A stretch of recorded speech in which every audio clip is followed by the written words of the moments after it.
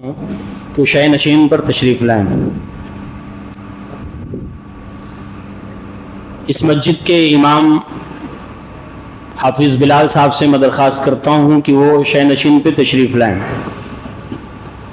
مسجد حاضہ کے مؤذن صاحب جناب عبدالمجید صاحب سے میں درخواست کرتا ہوں کہ وہ شہ نشین پر تشریف لائیں۔ سابق امیر ضلع جمعیت اہل حدیث جناب عبداللطیف خان صاحب سے بھی درخواست کرتا ہوں کہ وہ شہ نشین پر تشریف لائیں۔ مسجد حاضہ کے صدر جناب عبدالرحیم صاحب سے میں درخواست کرتا ہوں کہ وہ کرسی جلسہ پہ تشریف لائیں۔ مسجد حاضہ کے ناظم صاحب جناب عبدالمجید بھائی سے میں درخواست کرتا ہوں کہ وہ شہ نشین پہ تشریف لائیں۔ اسی طرح سے رکن عاملہ جناب اعجاز صدیقی صاحب سے میں درخواست کرتا ہوں کہ وہ کرسی جلسہ پہ تشریف لائیں۔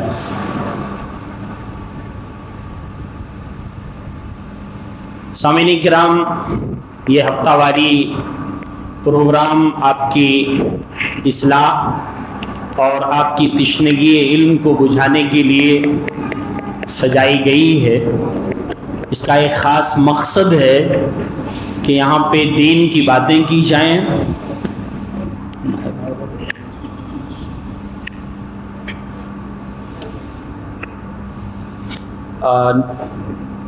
نائب امیر شہری جمعیت اہل حدیث جناب محمود صاحب سے میں درخواست کرتا ہوں کہ وہ کرسی پہ تشریف لائیں۔ معاف کیجیے گا کہ آپ پہ میری نظر نہیں پڑی، اس ناطے میں چک گیا۔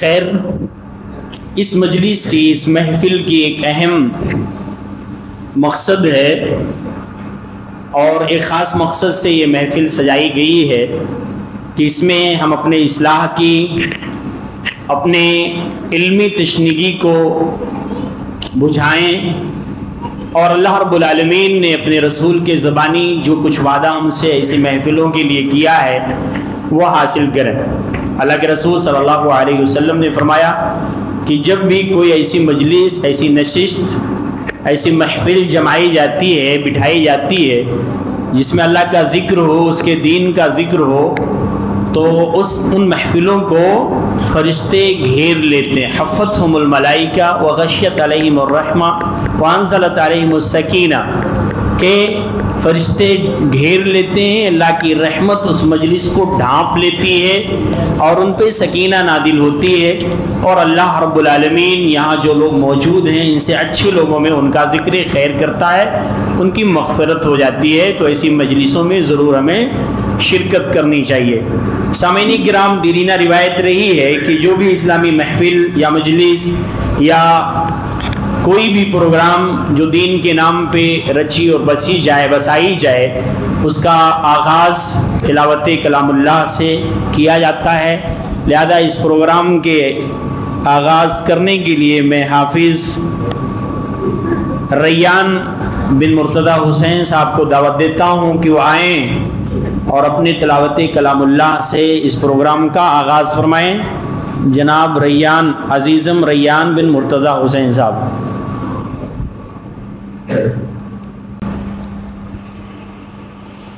أعوذ بالله من الشيطان الرجيم بسم الله الرحمن الرحيم ولله ما في السماوات والأرض والله على كل شيء قدير إن في خلق السماوات والأرض واختلاف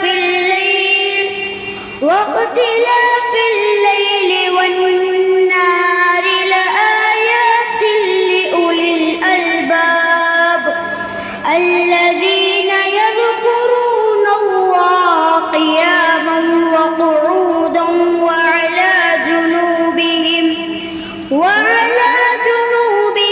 ويتفكرون في خلق السماوات والأرض ربنا ما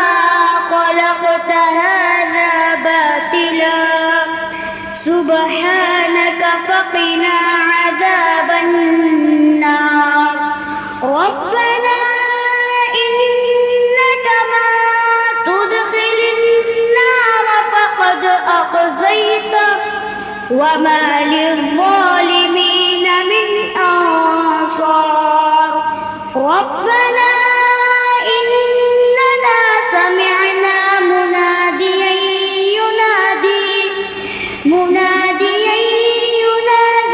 للإيمان أن آمنوا بربكم فآمنا ربنا فاغفر لنا ذنوبنا وكفر عنا سيئاتنا وتوفنا مع الأبرار ربنا وآتنا ما وعدتنا على رسلك ولا تخزنا يوم القيامة إنك لا تخلف الميعاد جزاك الله خير السلام عليكم ورحمة الله وبركاته ماشاء اللہ تبارک الرحمن. یہ تھے عزیزم ریان بن مرتضیٰ حسین صاحب، شیخ بھائی کے فرزند ہیں اور دارالعرفان جامعہ دارالعرفان میں شعبہ حفظ میں یہ متعلم ہیں. ان کے حق میں دعا کیجیے کہ اللہ انہیں حافظ قرآن بنائے اور ان سے دین کی خدمت لے لے. ہمارے درمیان شہری نائب ناظم شہری جمعیت اہل حدیث جناب محمد عطا اللہ خان صاحب تشریف رکھتے ہیں.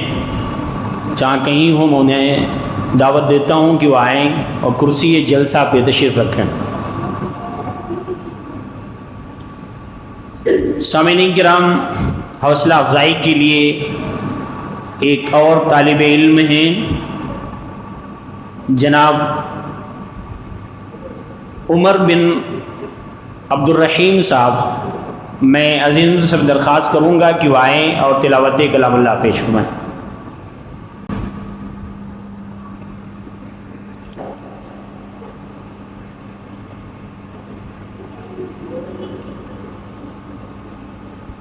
السلام علیکم ورحمۃ اللہ وبرکاتہ. اعوذ باللہ من الشیطان الرجیم بسم اللہ الرحمن الرحیم الف لام میم را تلک آیات الکتاب المبین الف لام میم را تلک آیات الکتاب والذی انزل الیک من ربک الحق ولكن أكثر الناس لا يؤمنون. الله الذي رفع السماوات بغير أمد ترونها ثم استوى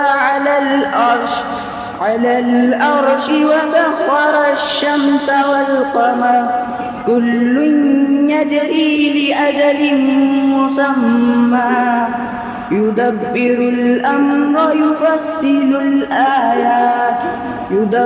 الأمر يفصل الآيات لعلكم بلقاء ربكم توقنون. وهو الذي مد الأرض وجعل فيها رواسي وأنهارا ومن كل الثمرات جعل فيها زوجين اثنين يغشي الليل النهار إن في ذلك لآيات لقوم يتفكرون. السلام علیکم ورحمۃ اللہ.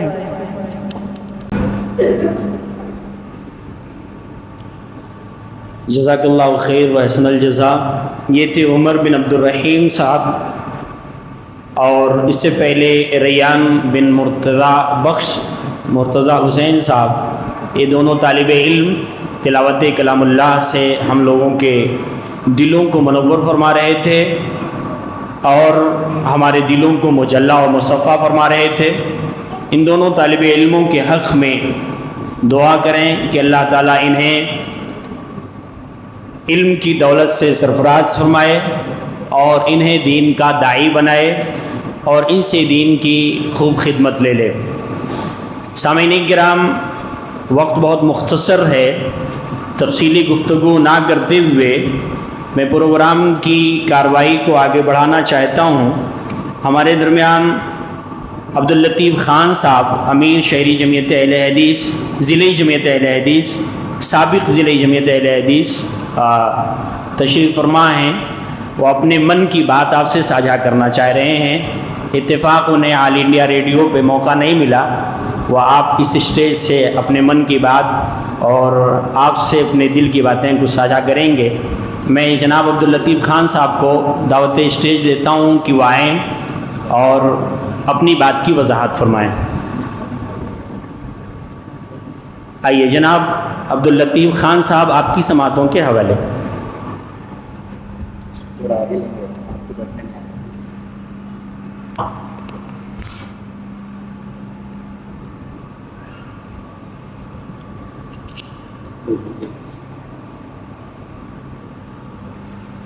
अस्सलामु अलैकुम व रहमतुल्लाहि व बरकातुहू। हामिदों व मुसल्लियन अम्मा बाद।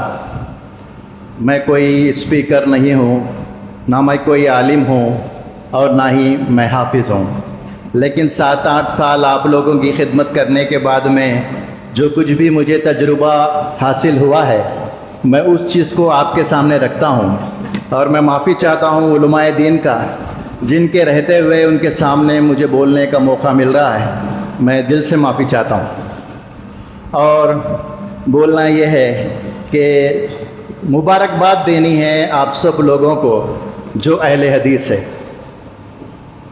बहुत बहुत मुबारक हो आप लोगों को कि अल्लाह ताला ने आपको चुन लिया और अहले हदीस बना दिया। एक मिनट, अहले हदीस बना दिया। अगर हम अहले हदीस ना बनते तो कहाँ होते? किसी खबर पे लौट रहे होते, किसी उर्स में शामिल हुए होते, हाँ, कहीं गांजा पी रहे होते, हाँ, कहीं दबली बजा रहे होते। नहीं तो अल्लाह ताला का कितना बड़ा एहसान है, हमको कहाँ पे बिठा दिया और अल्लाह ताला ने हमको चुन लिया है। किस किस चीज़ के लिए चुन लिया है? अगर हम इसी अहले हदीसियत पे अगर इंतकाल करते तो अल्लाह ताला हमको जन्नत के लिए चुन लिया है ना। और जन्नत की तफसीलात तो माशाअल्लाह अहले हदीस को पता ही होगी कि वहाँ पे क्या क्या नहीं मिलता, क्या क्या अल्लाह ताला ने हमारे लिए रखा है वहाँ पर। तो ये बड़ी खुशी की बात है कि हम अहले हदीस है और हमको अल्लाह ताला ने चुन लिया है जन्नत के लिए, नेक कामों के लिए, कुछ गम उठाने के लिए, कुछ तकलीफ़ उठाने के लिए, कुछ घर की तकलीफ़ उठाने के लिए, कुछ बाहर के गम उठाने के लिए। ये सब चीज़ें जो जन्नती होता है उन सब को इन चीज़ों से गुज़रना होता है। तो अल्लाह ताला ने हमको चुन लिया है। और सबसे बड़ी बात यह है कि अल्लाह ताला हमको सिर्फ़ जन्नत के लिए ही नहीं चुना है, वहाँ से पहले यहाँ पर हमको दावत के काम के लिए चुन लिया है। क्योंकि अब पैगंबर तो आने से रहे, तब ज़िम्मेदारी किसकी होगी? ज़िम्मेदारी हम लोगों की होगी। हमसे मुराद अहले हदीस, सबसे बड़ी जमात, सबसे ऊंची जमात, सबसे बड़ा रुतबा, सब कुछ। इससे बड़ी कोई जमात नहीं, इससे अच्छी कोई जमात नहीं, इससे नेक कोई जमात नहीं। और इस पे हमारी जिम्मेदारियां क्या है?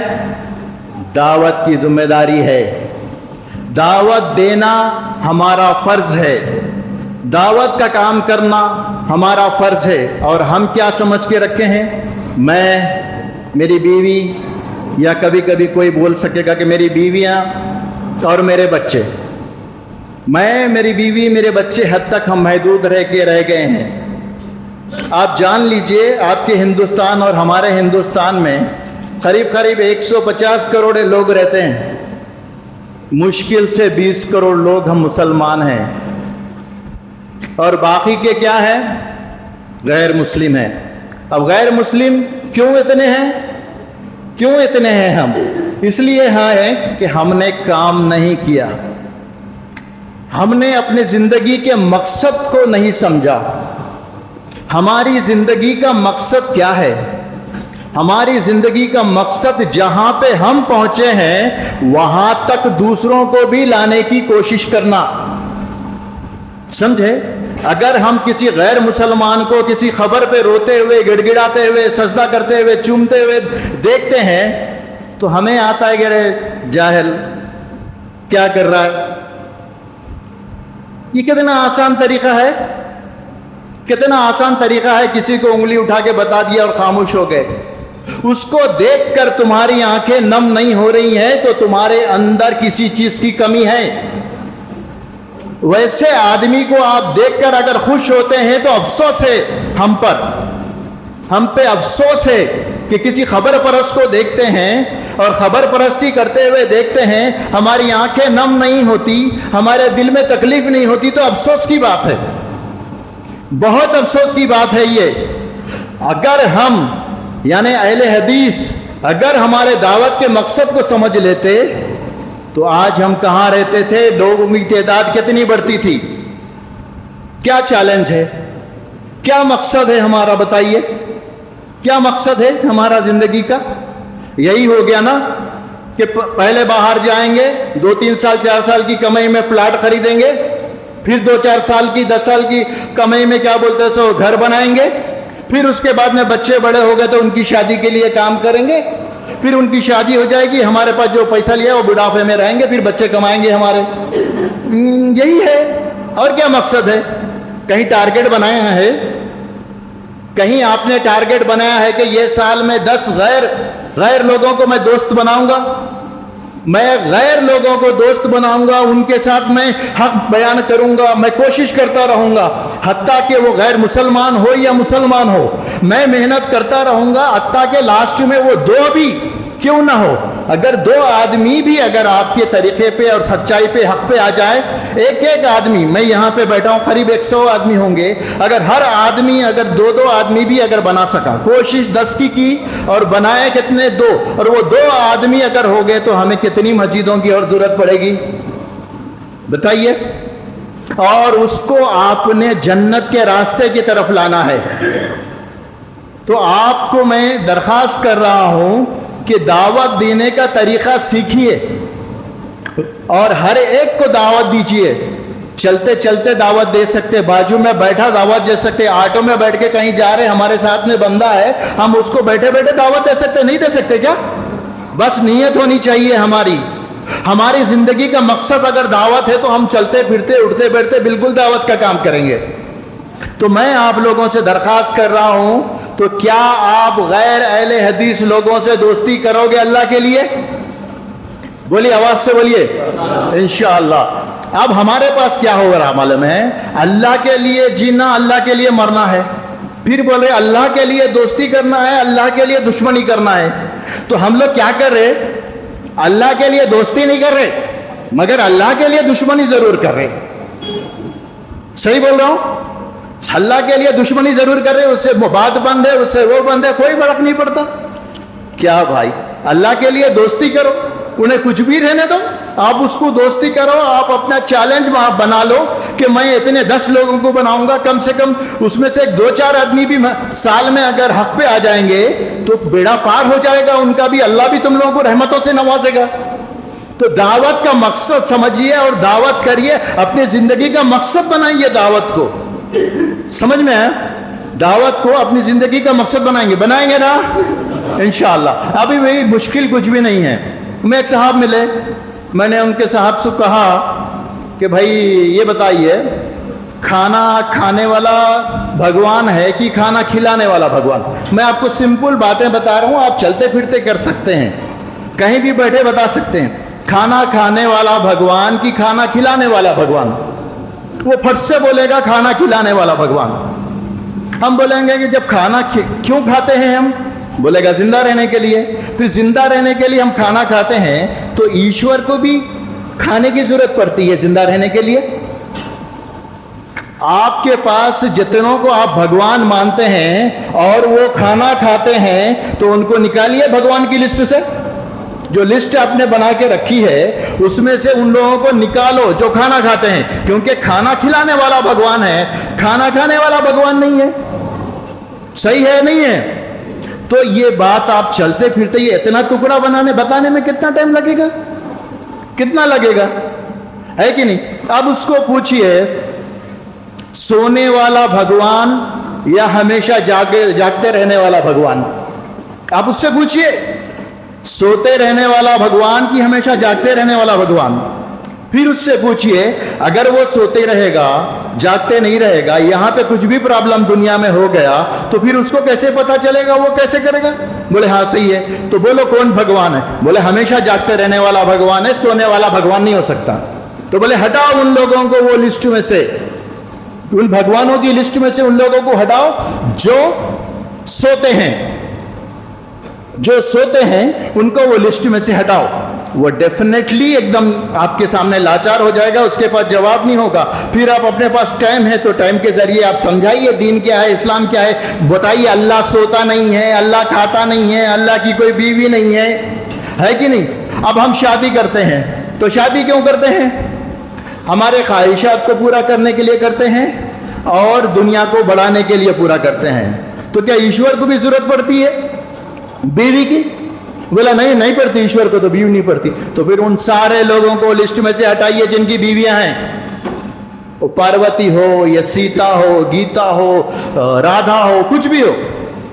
आप बोलिए ये छोटे छोटे चुटकुला के जैसे चीजें हैं, आपकी जिंदगी में बहुत काम आती है अगर आपकी नीयत दावत की है तो। जिंदगी का मकसद अगर दावत नहीं है तो पता नहीं क्या मकसद है आप लोगों का, लेकिन सही मकसद कुछ भी नहीं है। समझे? आप इसको गौर से सुनिए। फिर उनसे पूछिए मर जाने वाला भगवान या हमेशा जिंदा रहने वाला भगवान? आप पूछिए उनसे तो वो बताएगा कि नहीं हमेशा जिंदा रहने वाला भगवान। तो फिर बोलिए उन भगवानों को हटाइए उस लिस्ट में से जो मर गए। जो मर गए उनको लिस्ट में से हटाइए। जब वो लिस्ट में से हटाएंगे वो बचेगा? कौन बचेगा? आजकल हिंदुओं के भी हो, क्रिश्चियंस के भी हो, यहूदियों को भी हो, जितने भी दुनिया में मजहब है इस्लाम को छोड़ के उनके जितने भी खुदा हैं वो मर चुके हैं।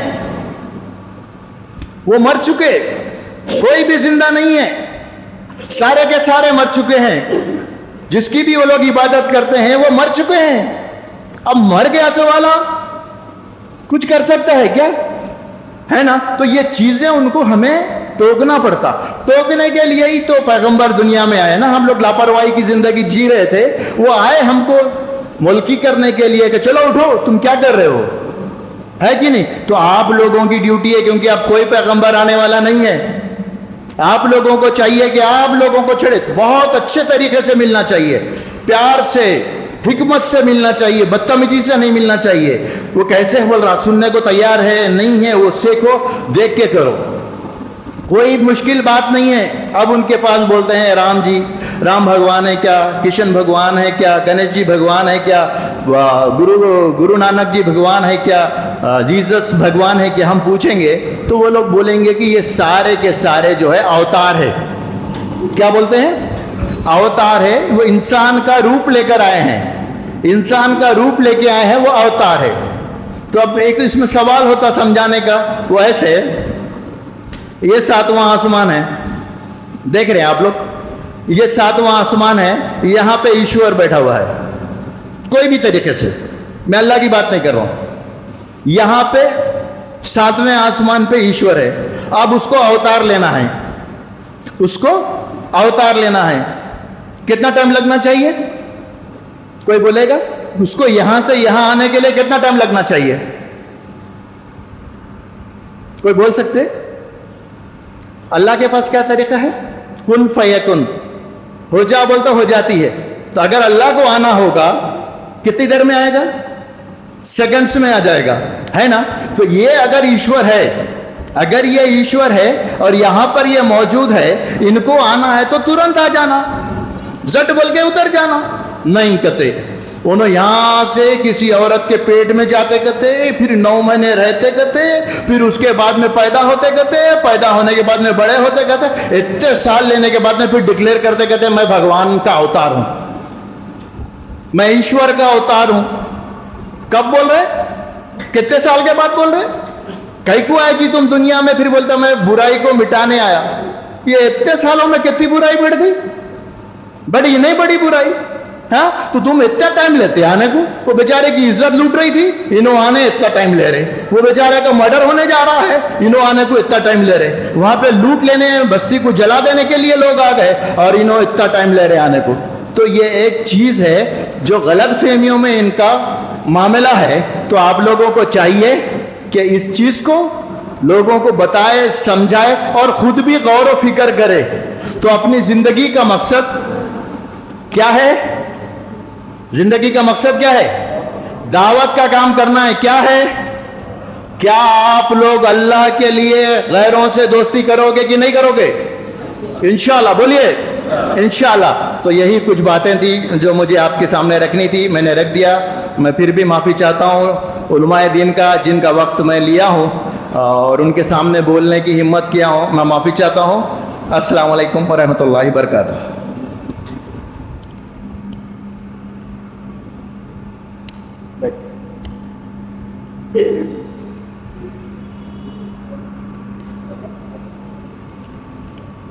جزاک اللہ خیر و حسن الجزا.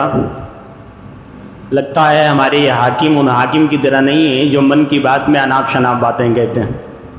انہوں نے الحمدللہ اس مشن کی بات کی ہے جس کے لیے انبیاء کرام علیہم السلام کو اللہ تعالیٰ نے بھیجا. اب چونکہ انبیاء کرام علیہم السلام کا سلسلہ ختم ہو چکا ہے اور وہ ذمہ داری, وہ مشن اللہ تعالیٰ نے ہمیں دی ہے, ہمیں ٹرانسفر کی ہے. لہذا محترم جناب عبداللطیف خان صاحب اسی مشن کے بارے میں آپ سے بات کر رہے تھے. امید ہے کہ انشاءاللہ اس مشن سے جڑیں گے. اب اس مشن کی وضاحت کے لیے ہمارے درمیان مہمان مقرر محترم جناب وسیم الرحمان صاحب اسی جگہ تشریف فرما ہیں. انشاءاللہ یہ مشن کیسا ہے, کیا ہے, اللہ تعالیٰ نے اس کے لیے انبیاء کرام علیہم السلام کو بھیجا ہے اور اس کے لیے کیا کیا چیزیں ضروری ہیں, کیا طریقہ کار ہے, ان باتوں کی وضاحت فرمائیں گے. شیخ محترم کون سی جگہ ہے, کہاں سے؟ کاماریڈی سے تشریف لائے ہوئے ہیں اور الحمدللہ کافی حد تک یہاں جانے پہچانے ہیں. میں آپ محترم سے درخواست کروں گا کہ آپ آئیں اور اپنے موضوع کی وضاحت فرمائیں. اس شعر کے ساتھ کہ وقت سے فرصت ہے کہاں, کام ابھی باقی ہے, نور توحید کا اتمام ابھی باقی ہے. آپ کی سماعتوں کے حوالے شیخ وسیم الرحمان سراجی حفظہ اللہ جی. اسی کے ساتھ ساتھ ہمارے درمیان سابق امیر ضلعی شہری جمعیت اہل حدیث جناب افروز خان فیضی صاحب تشریف فرما ہیں. میں آپ سے درخواست کرتا ہوں کہ کرسی پہ تشریف لائیں. شیخ محترم سے درخواست ہے, دلی درخواست ہے کہ آپ کرسی پہ تشریف فرماؤ. شیخ وسیم الرحمان سراجی صاحب سے درخواست ہے کہ آپ دائش پہ تشریف لائیں.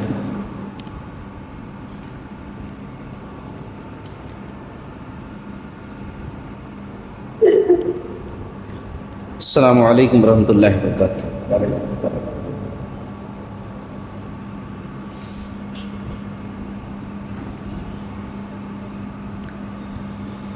إن الحمد لله نحمده ونستعينه ونستغفره ونعوذ بالله من شرور أنفسنا ومن سيئات أعمالنا. من يهده الله فلا مضل له ومن يضلله فلا هادي له. وأشهد أن لا إله إلا الله وأشهد أن محمدا عبده ورسوله. أما بعد فإن خير الحديث كتاب الله وخير الهدي هدي محمد صلى الله عليه وسلم وشر الأمور محدثاتها وكل محدثة بدعة وكل بدعة ضلالة وكل ضلالة في النار. أعوذ بالله من الشيطان الرجيم. بسم الله الرحمن الرحيم. والعصر إن الإنسان لفي خسر إلا الذين آمنوا وعملوا الصالحات وتواصوا بالحق وتواصوا بالصبر. رب اشرح لي صدري ويسر لي أمري واحلل عقدة من لساني يفقهوا قولي. رب زدني علما رب زدني علما رب زدني علما. معزز علماء کرام و محترم ذمہ داران جمعیت اہل حدیث نظام آباد و مسجد حاضہ و محترم سامعین و سامعات، اللہ تعالیٰ کی تعریف ہو جو ہمارا خالق مالک مربی پالنہار ہے، جس نے ہمیں پیدا کیا اور انگنت بے شمار نعمتوں سے نوازا. اللہ نے ہمیں یوں ہی بیکار بے مقصد نہیں چھوڑا، بلکہ ہماری رشد و ہدایت کے لیے اپنے بہت سارے نیک اچھے سچے بندوں کو نبی اور رسول بنا کر بھیجا.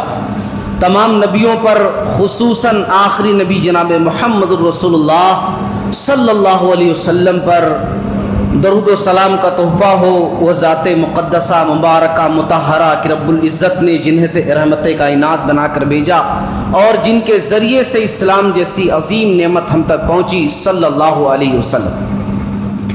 محترم حضرات، جیسا کہ آپ سب کو پتہ ہے کہ آج میرا جو عنوان ہے وہ ہے سارے پیغمبروں کا مشن دعوت و تبلیغ. اور اس سلسلے میں نے قرآن مجید کی ایک مختصر سی سورہ پڑھی ہے. یہ مختصر سورہ جو ہے بڑی جامع ہے. اتنی جامعیت اس سورہ کے اندر ہے کہ اس کے بارے میں یہ بھی کہا گیا ہے کہ اگر سمجھانے کے لیے کہ اگر اللہ تعالیٰ پورے قرآن مجید کو نہ نازل کرتا، صرف یہی ایک سورت نازل کر دیتا، تب بھی ہماری نجات کے لیے یہ بات کافی ہو جاتی. اور صحابہ کرام یہ سورہ ایک دوسرے کو سنایا کرتے تھے. اتنی جامع سورہ ہے اور یہ سورہ ہم سب کو یاد بھی ہوگی انشاءاللہ. اکثر و بیشتر سب کو یہ سورہ یاد ہے.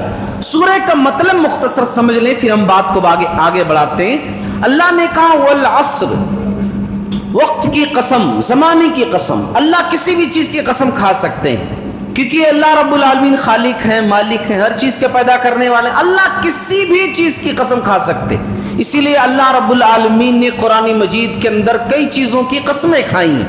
ہم لوگ صرف اللہ کی قسم کھا سکتے، اللہ کے علاوہ کسی اور کی قسم ہم نہیں کھا سکتے. من حلف لغیر اللہ فقد اشرک، جس نے اللہ کے علاوہ کسی اور کی قسم کھائی اس نے شرک کیا.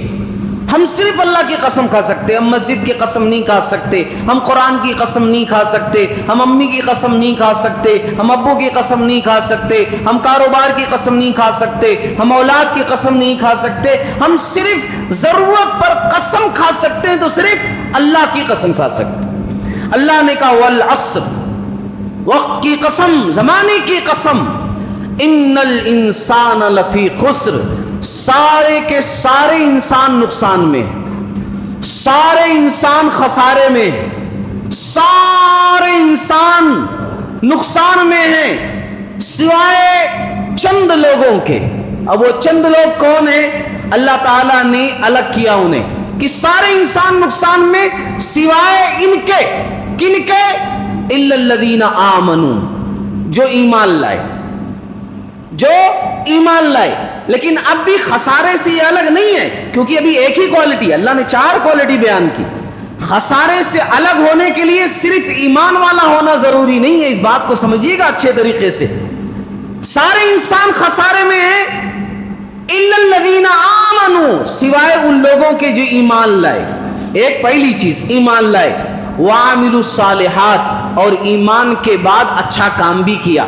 ایمان کے مطابق کام کیا، اللہ نے جو کہا وہ کیا، رسول اللہ صلی اللہ علیہ وسلم نے جو کہا وہ کیا، وعملوا الصالحات۔ تیسری چیز وتواصوا بالحق، جو ایمان انہیں پتا چلا، جس رب کی وہ عبادت کرنے والے بنے، جس رب کے بارے میں جانکاری ان کو ملی، جس رب کے سامنے وہ سجدہ ریز ہو رہے ہیں، اب اس بارے میں اوروں کو بتانا، اس بارے میں اوروں کو تعلیم دینا، اب اس رب کی طرف اور لوگوں کو جوڑنا، اس دین سے اور لوگوں کو ملانا، یہ مشن ہونا چاہیے۔ یہ تیسری چیز ہے۔ پہلی چیز الا الذین آمنوا، دوسری وعملوا الصالحات، تیسری وتواصوا بالحق، اور چوتھی چیز ہے کہ حق کے راستے میں جو تکلیف پہنچے اس پر صبر کرنا۔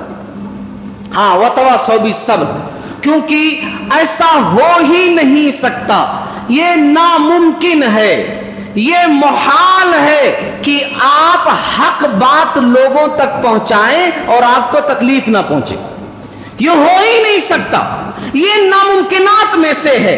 جنہوں نے دنیا کے اندر یہ کام کیا ہے کہ حق لوگوں تک پہنچایا ہے، سچ لوگوں تک پہنچایا ہے، انہیں تکلیف پہنچی ہی پہنچی ہے۔ انبیاء کی زندگی ہمارے سامنے ہے، دنیا کے سب سے بہترین لوگوں کی مثالیں ہمارے سامنے موجود ہیں کہ جب انہوں نے حق لوگوں تک پہنچایا، رب کا پیغام رب کے بندوں تک پہنچایا، تو کیا ان کے ساتھ کیا گیا ہم اور آپ اچھی طریقے سے اس بات کو جانتے ہیں۔ اب میں نے اس سورہ کی وضاحت کر دی جس پر میں نے بیس بنایا ہے۔ محترم حضرات، ابن حبان کی حدیث ہے، حالانکہ اس حدیث کے بارے میں کلام کیا گیا ہے، بعض لوگوں نے کہا ضعیف ہے، بعض لوگوں نے کہا نہیں حسن ہے، چل سکتا ہے۔ میں اس سے ہٹ کر کے صرف سمجھانے کے لیے ذکر کر رہا ہوں۔ بڑی مشہور سی بات ہے، 1,24,000 انبیاء ہے، جس میں سے کہا گیا ہے 313 رسول تھے، 313 رسول تھے۔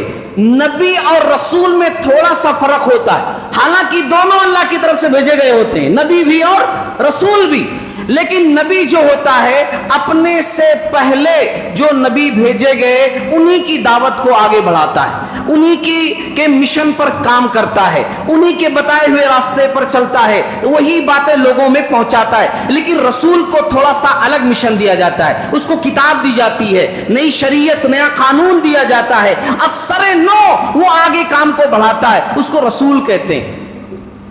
تو اس دنیا کے اندر بہت سارے نبی اور رسول آئے، 1,24,000 تو مشہور ہے، مگر قرآن کی میں آیت یہاں پر کوٹ کروں گا۔ اللہ نے کہا وَلَقَدْ بَعَثْنَا فِي كُلِّ أُمَّةٍ رَسُولًا أَنِ اعْبُدُوا اللَّهَ وَاجْتَنِبُوا الطَّاغُوتَ، ہم نے ہر امت کے اندر نبی رسول بھیجا اور سب نے یہ پیغام دیا أَنِ اعْبُدُوا اللَّهَ، اللہ کی عبادت کرو، وَاجْتَنِبُوا الطَّاغُوتَ، اور اللہ کے علاوہ غیروں کی جو پوجا پرستش کی جا رہی ہے ان سے باز آ جاؤ۔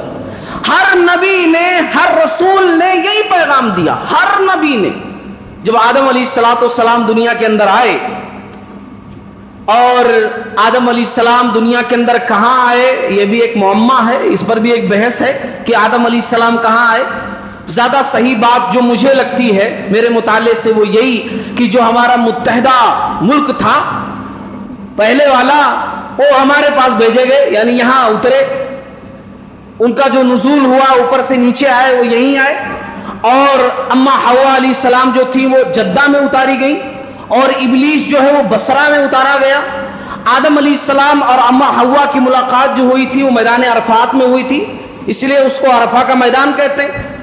بہرحال جب آدم علیہ السلام اور اما حوا علیہ السلام دنیا کے اندر آئے تھے تب اتنے چیزیں نہیں تھی، شرک نہیں تھا، بت پرستی نہیں تھی، اس وقت تو زندگی کی بھاگ دوڑ یہ تھی کہ زندگی کیسے گزارا جائے۔ دونوں لوگ مل کر کے اللہ رب العالمین کی مدد آئی، فرشتوں کا نزول ہوا، زندگی گزارنی شروع کی۔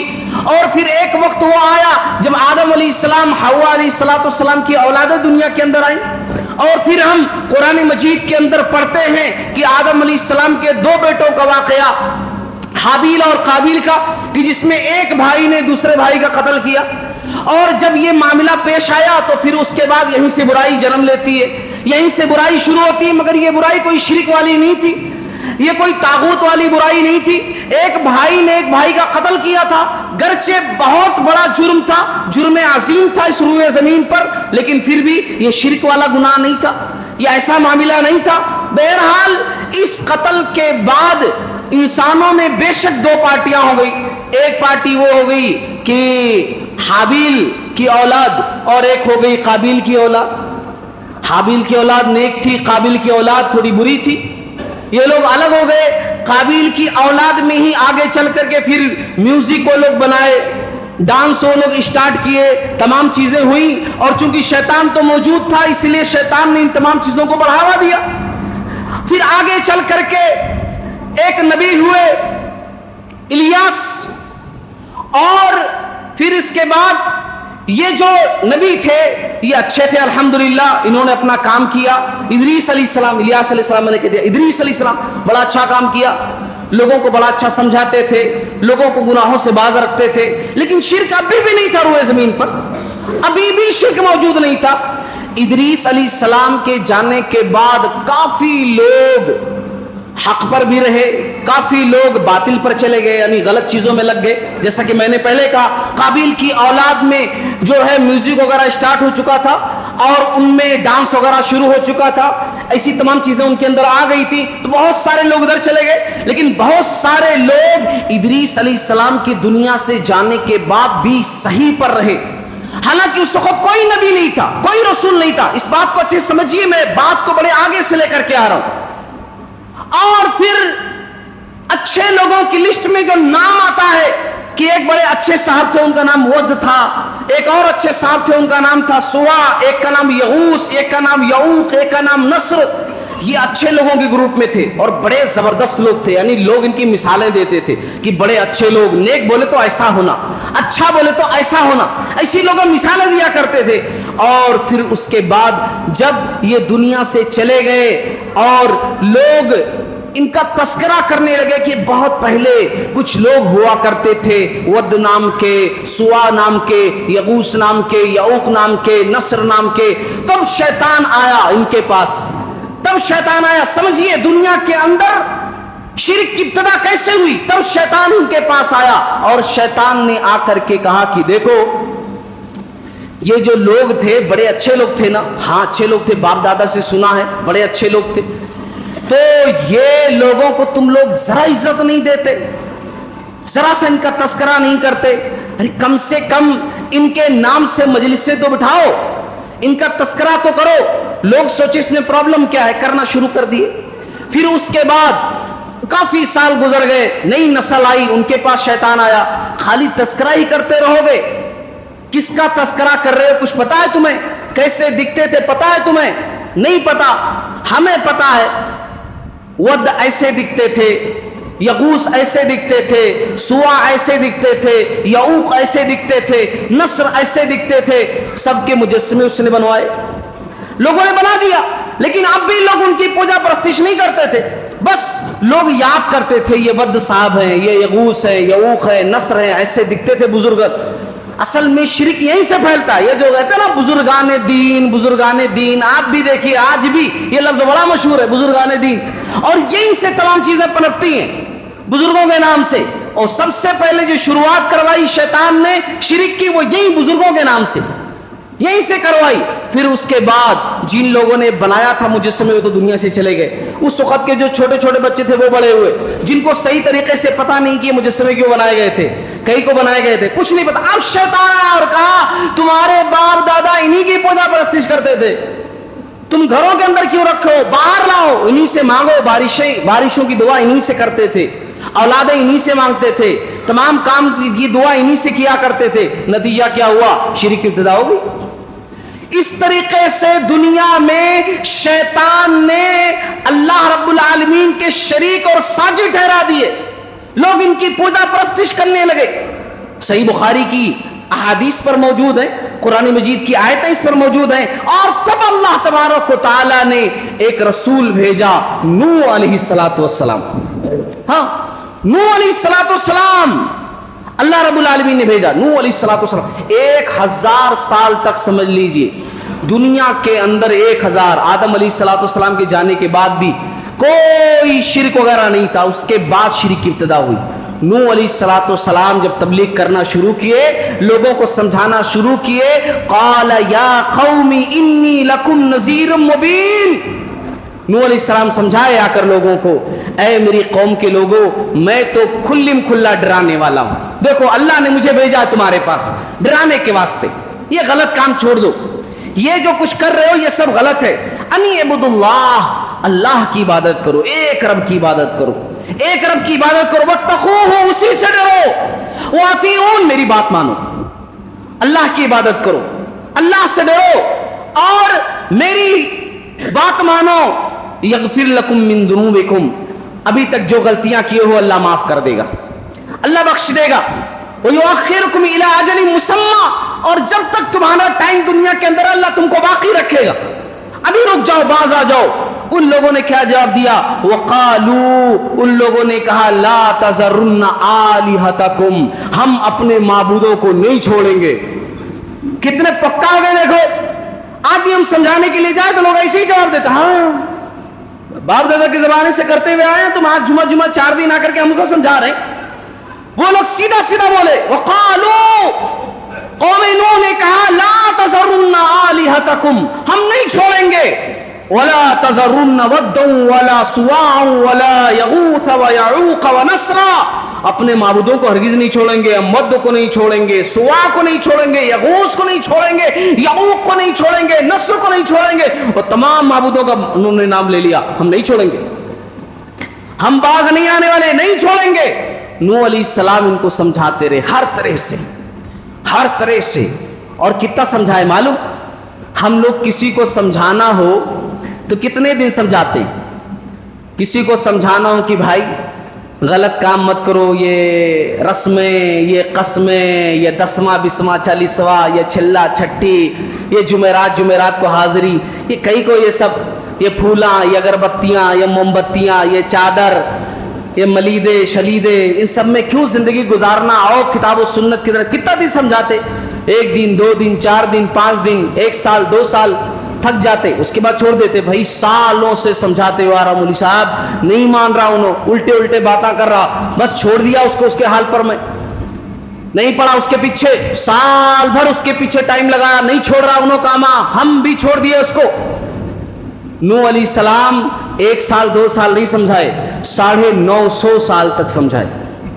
کتنا سمجھائے؟ 950 سال سمجھائے جی، 950 سال سمجھائے۔ سورۃ العنکبوت پڑھو، 950 سال اللہ کا ایک نبی دعوت دیتا رہا، لیکن جب قسمت میں ہدایت نہ لکھی ہو نا تو نہیں مل سکتی۔ اس دنیا کے اندر سب سے بڑی دولت ہدایت ہی ہے۔ ابھی سابقہ امیر محترم جو ذکر کر رہے تھے نا کہ اہل حدیث ہونا یہ بڑی فخر کی بات ہے، خوش نصیبی کی، واقعی میں خوش نصیبی کی بات ہے جی۔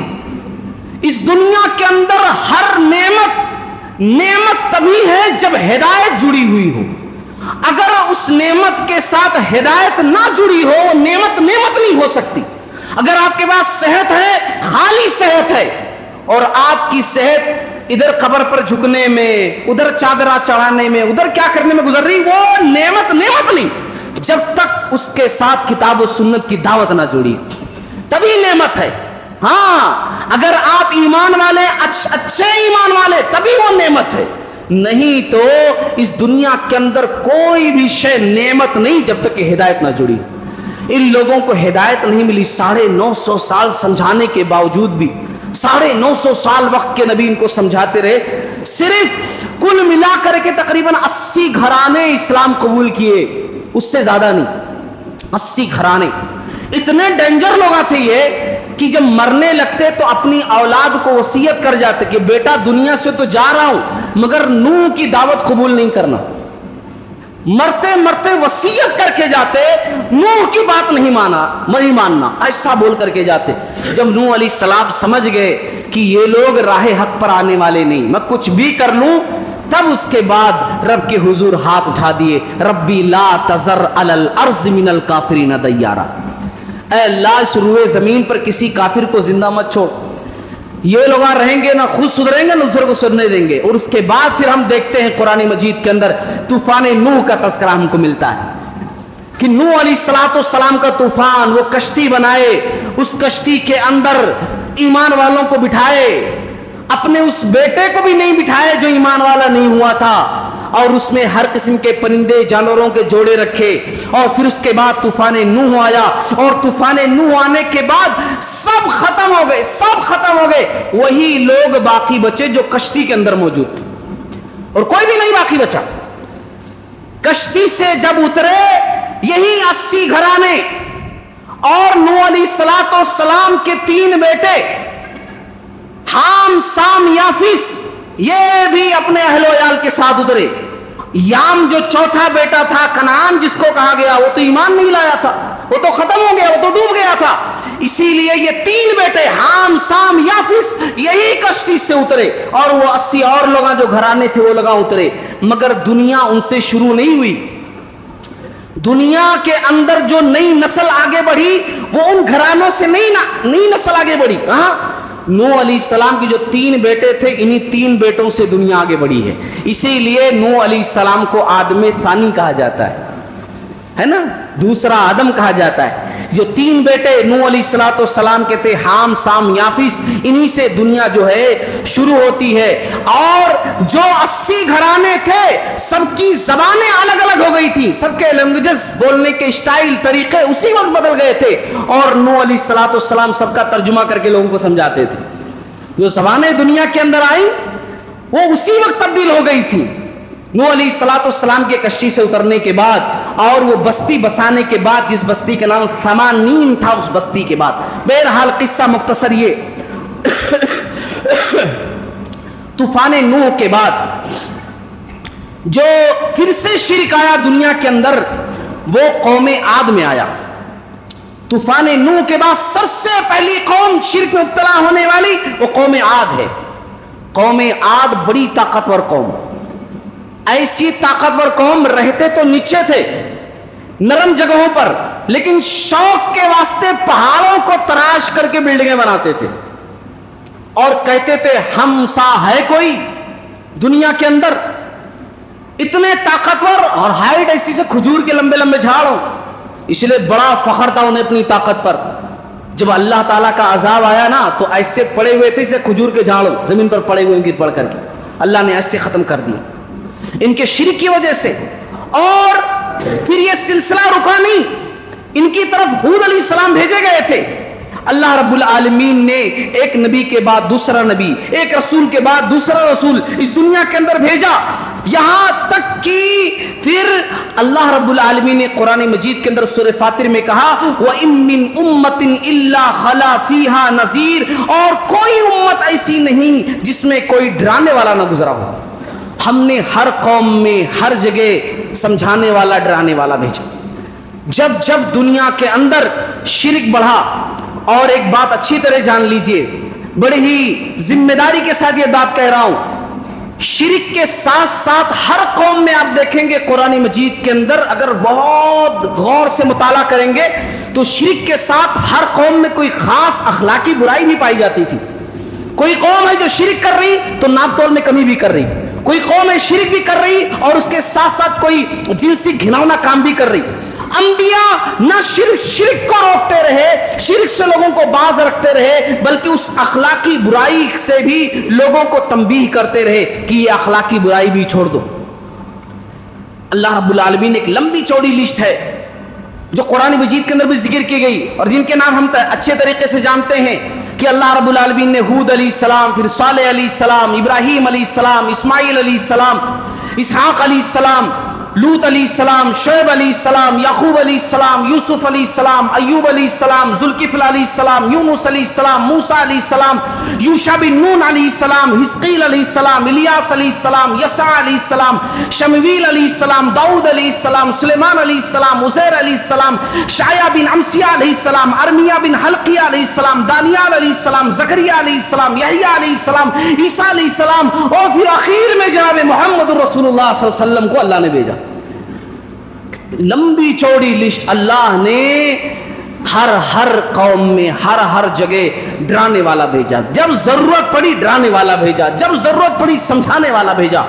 اب آخری نبی جناب محمد رسول اللہ صلی اللہ علیہ وسلم جب دنیا کے اندر آئے تب بھی دنیا کا عالم کیسا تھا؟ بڑا اچھا نہیں تھا۔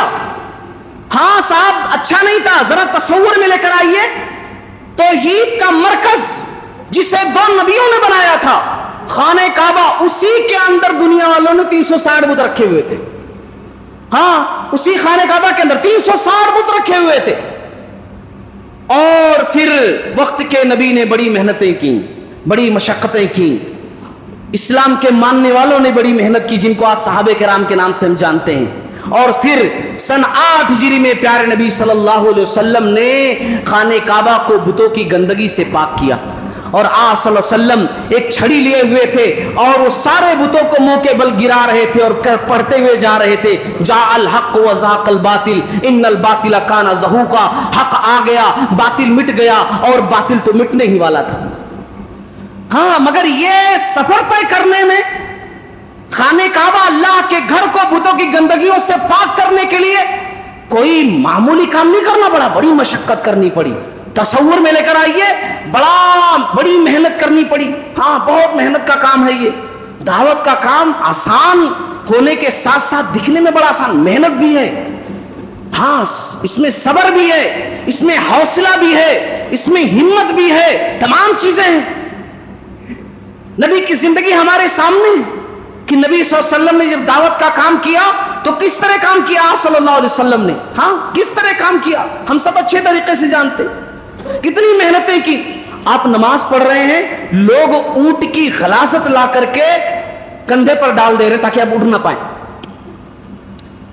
لوگوں نے گلے میں کپڑے ڈال کر کھینچے ہیں کہ وقت کے نبی کی آنکھیں جس سے باہر آ جائیں، نبی کے راستے میں کانٹے دار جھاڑیاں بچھائے ہیں، نبی کو پتھروں سے مارے ہیں، نبی کو گالیاں دی ہیں، نبی کو تکالیف دی ہے، اور اس کام کو قبول کرنے والے، اس دعوت کو قبول کرنے والوں کا عالم یہ ہوا ہے انہیں تپتی ہوئی ریتوں پر لٹایا گیا ہے، ان کے سینوں پر بھاری پتھر رکھے گئے ہیں، انہیں میٹ میں لپیٹ کر کے ان کے ناک میں دھواں دیا گیا ہے، ان کے پیٹھ کو سلاخیں گرم کر کے داغا گیا ہے، یہ دنیا کے اندر کیا گیا ہے۔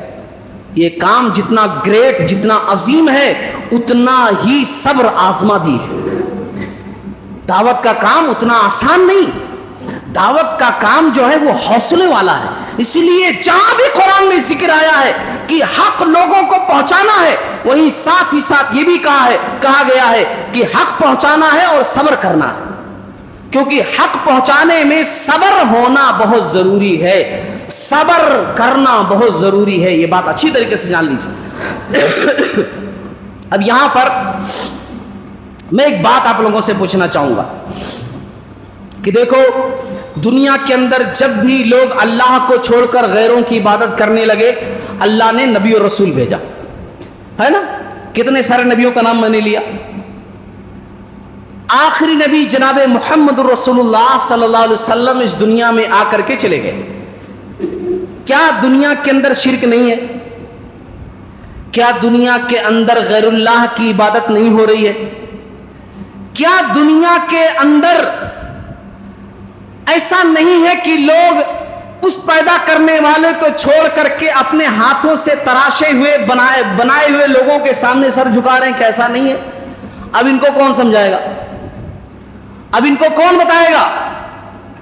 اب نبی اور رسول نہیں آنے والے کہ کوئی نبی آئیں گے پھر سے اللہ کسی نبی کو بھیجے گا، کسی رسول کو بھیجے گا۔ اب یہ ذمہ داری کس کی ہے؟ یہ ذمہ داری ہماری، آپ کی، سب کی، ہاں ہم سب کی ذمہ داری ہے، اور اسی لیے تو ہم خیر امت کے لقب سے ملقب ہوئے ہیں۔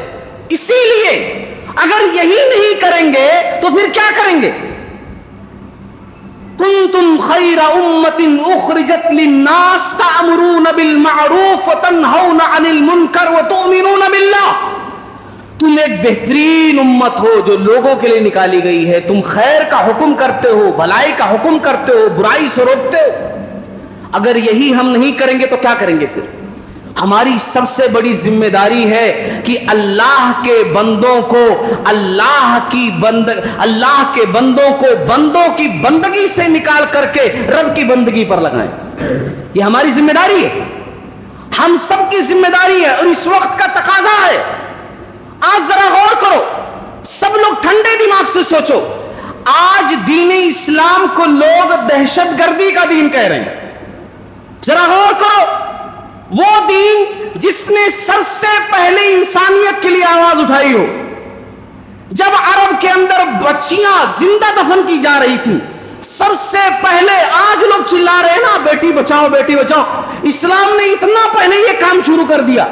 اس دین کو آج لوگ کہہ رہے ہیں دہشت گردی کا دین ہے. کون لوگوں کو سمجھائے گا کہ تم غلط سوچ رہے ہو؟ سمجھانا ضروری ہے کہ نہیں ہے؟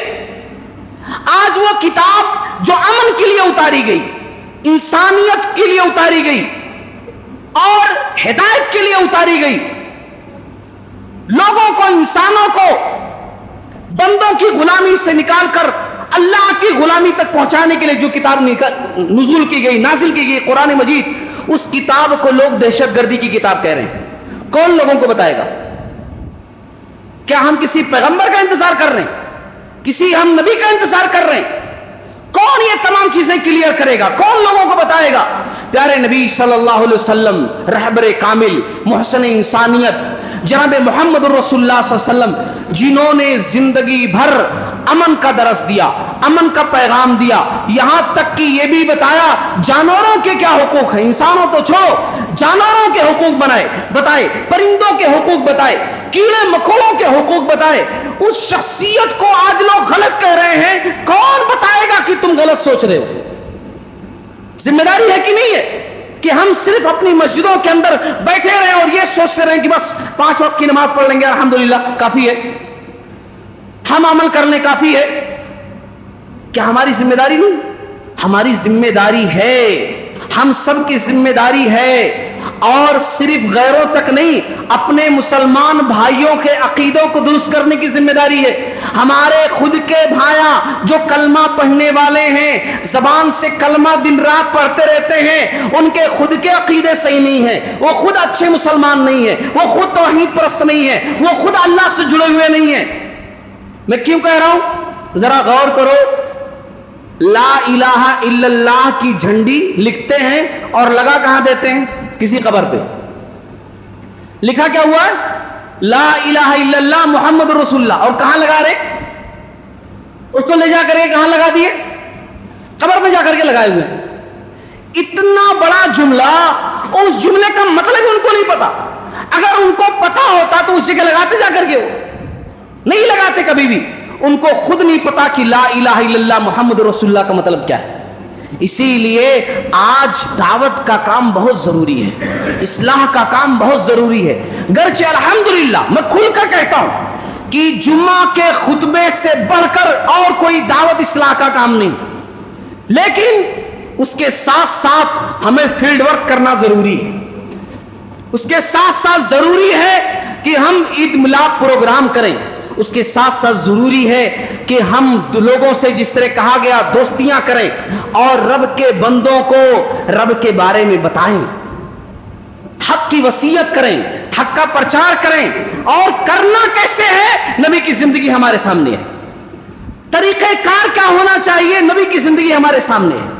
نبی صلی اللہ علیہ وسلم نبی بننے کے بعد جب دعوت کا کام شروع کیے تو 3 سال خفیہ تبلیغ کیے. خفیہ, آپ سمجھ رہے ہیں, وقت کے نبی ہیں, آخری نبی ہے جی. 3 سال خفیہ دعوت کا کام کیا, چھپ کر کام. کیا ضرورت تھی؟ کیا اللہ کی مدد ساتھ میں نہیں تھی؟ اللہ نے خود ذمہ داری دی تھی. اللہ نے خود کہا تھا نا کہ جگہ دعوت کا کام کرو, تو چھپ کر کرنے کی کیا ضرورت تھی؟ مصلحت, وقت کا تقاضا, یہ تمام چیزیں دعوت کے کام میں بہت ضروری ہے. قرآن میں اللہ رب العالمین نے کہا ادعو الی سبیل ربک بالحکمہ, اللہ رب العالمین کے راستے کی طرف لوگوں کو حکمت کے ساتھ بلاؤ. حکمت کا ہونا ضروری ہے. والموعظۃ الحسنہ, بہترین گفتگو کے ساتھ بلاؤ.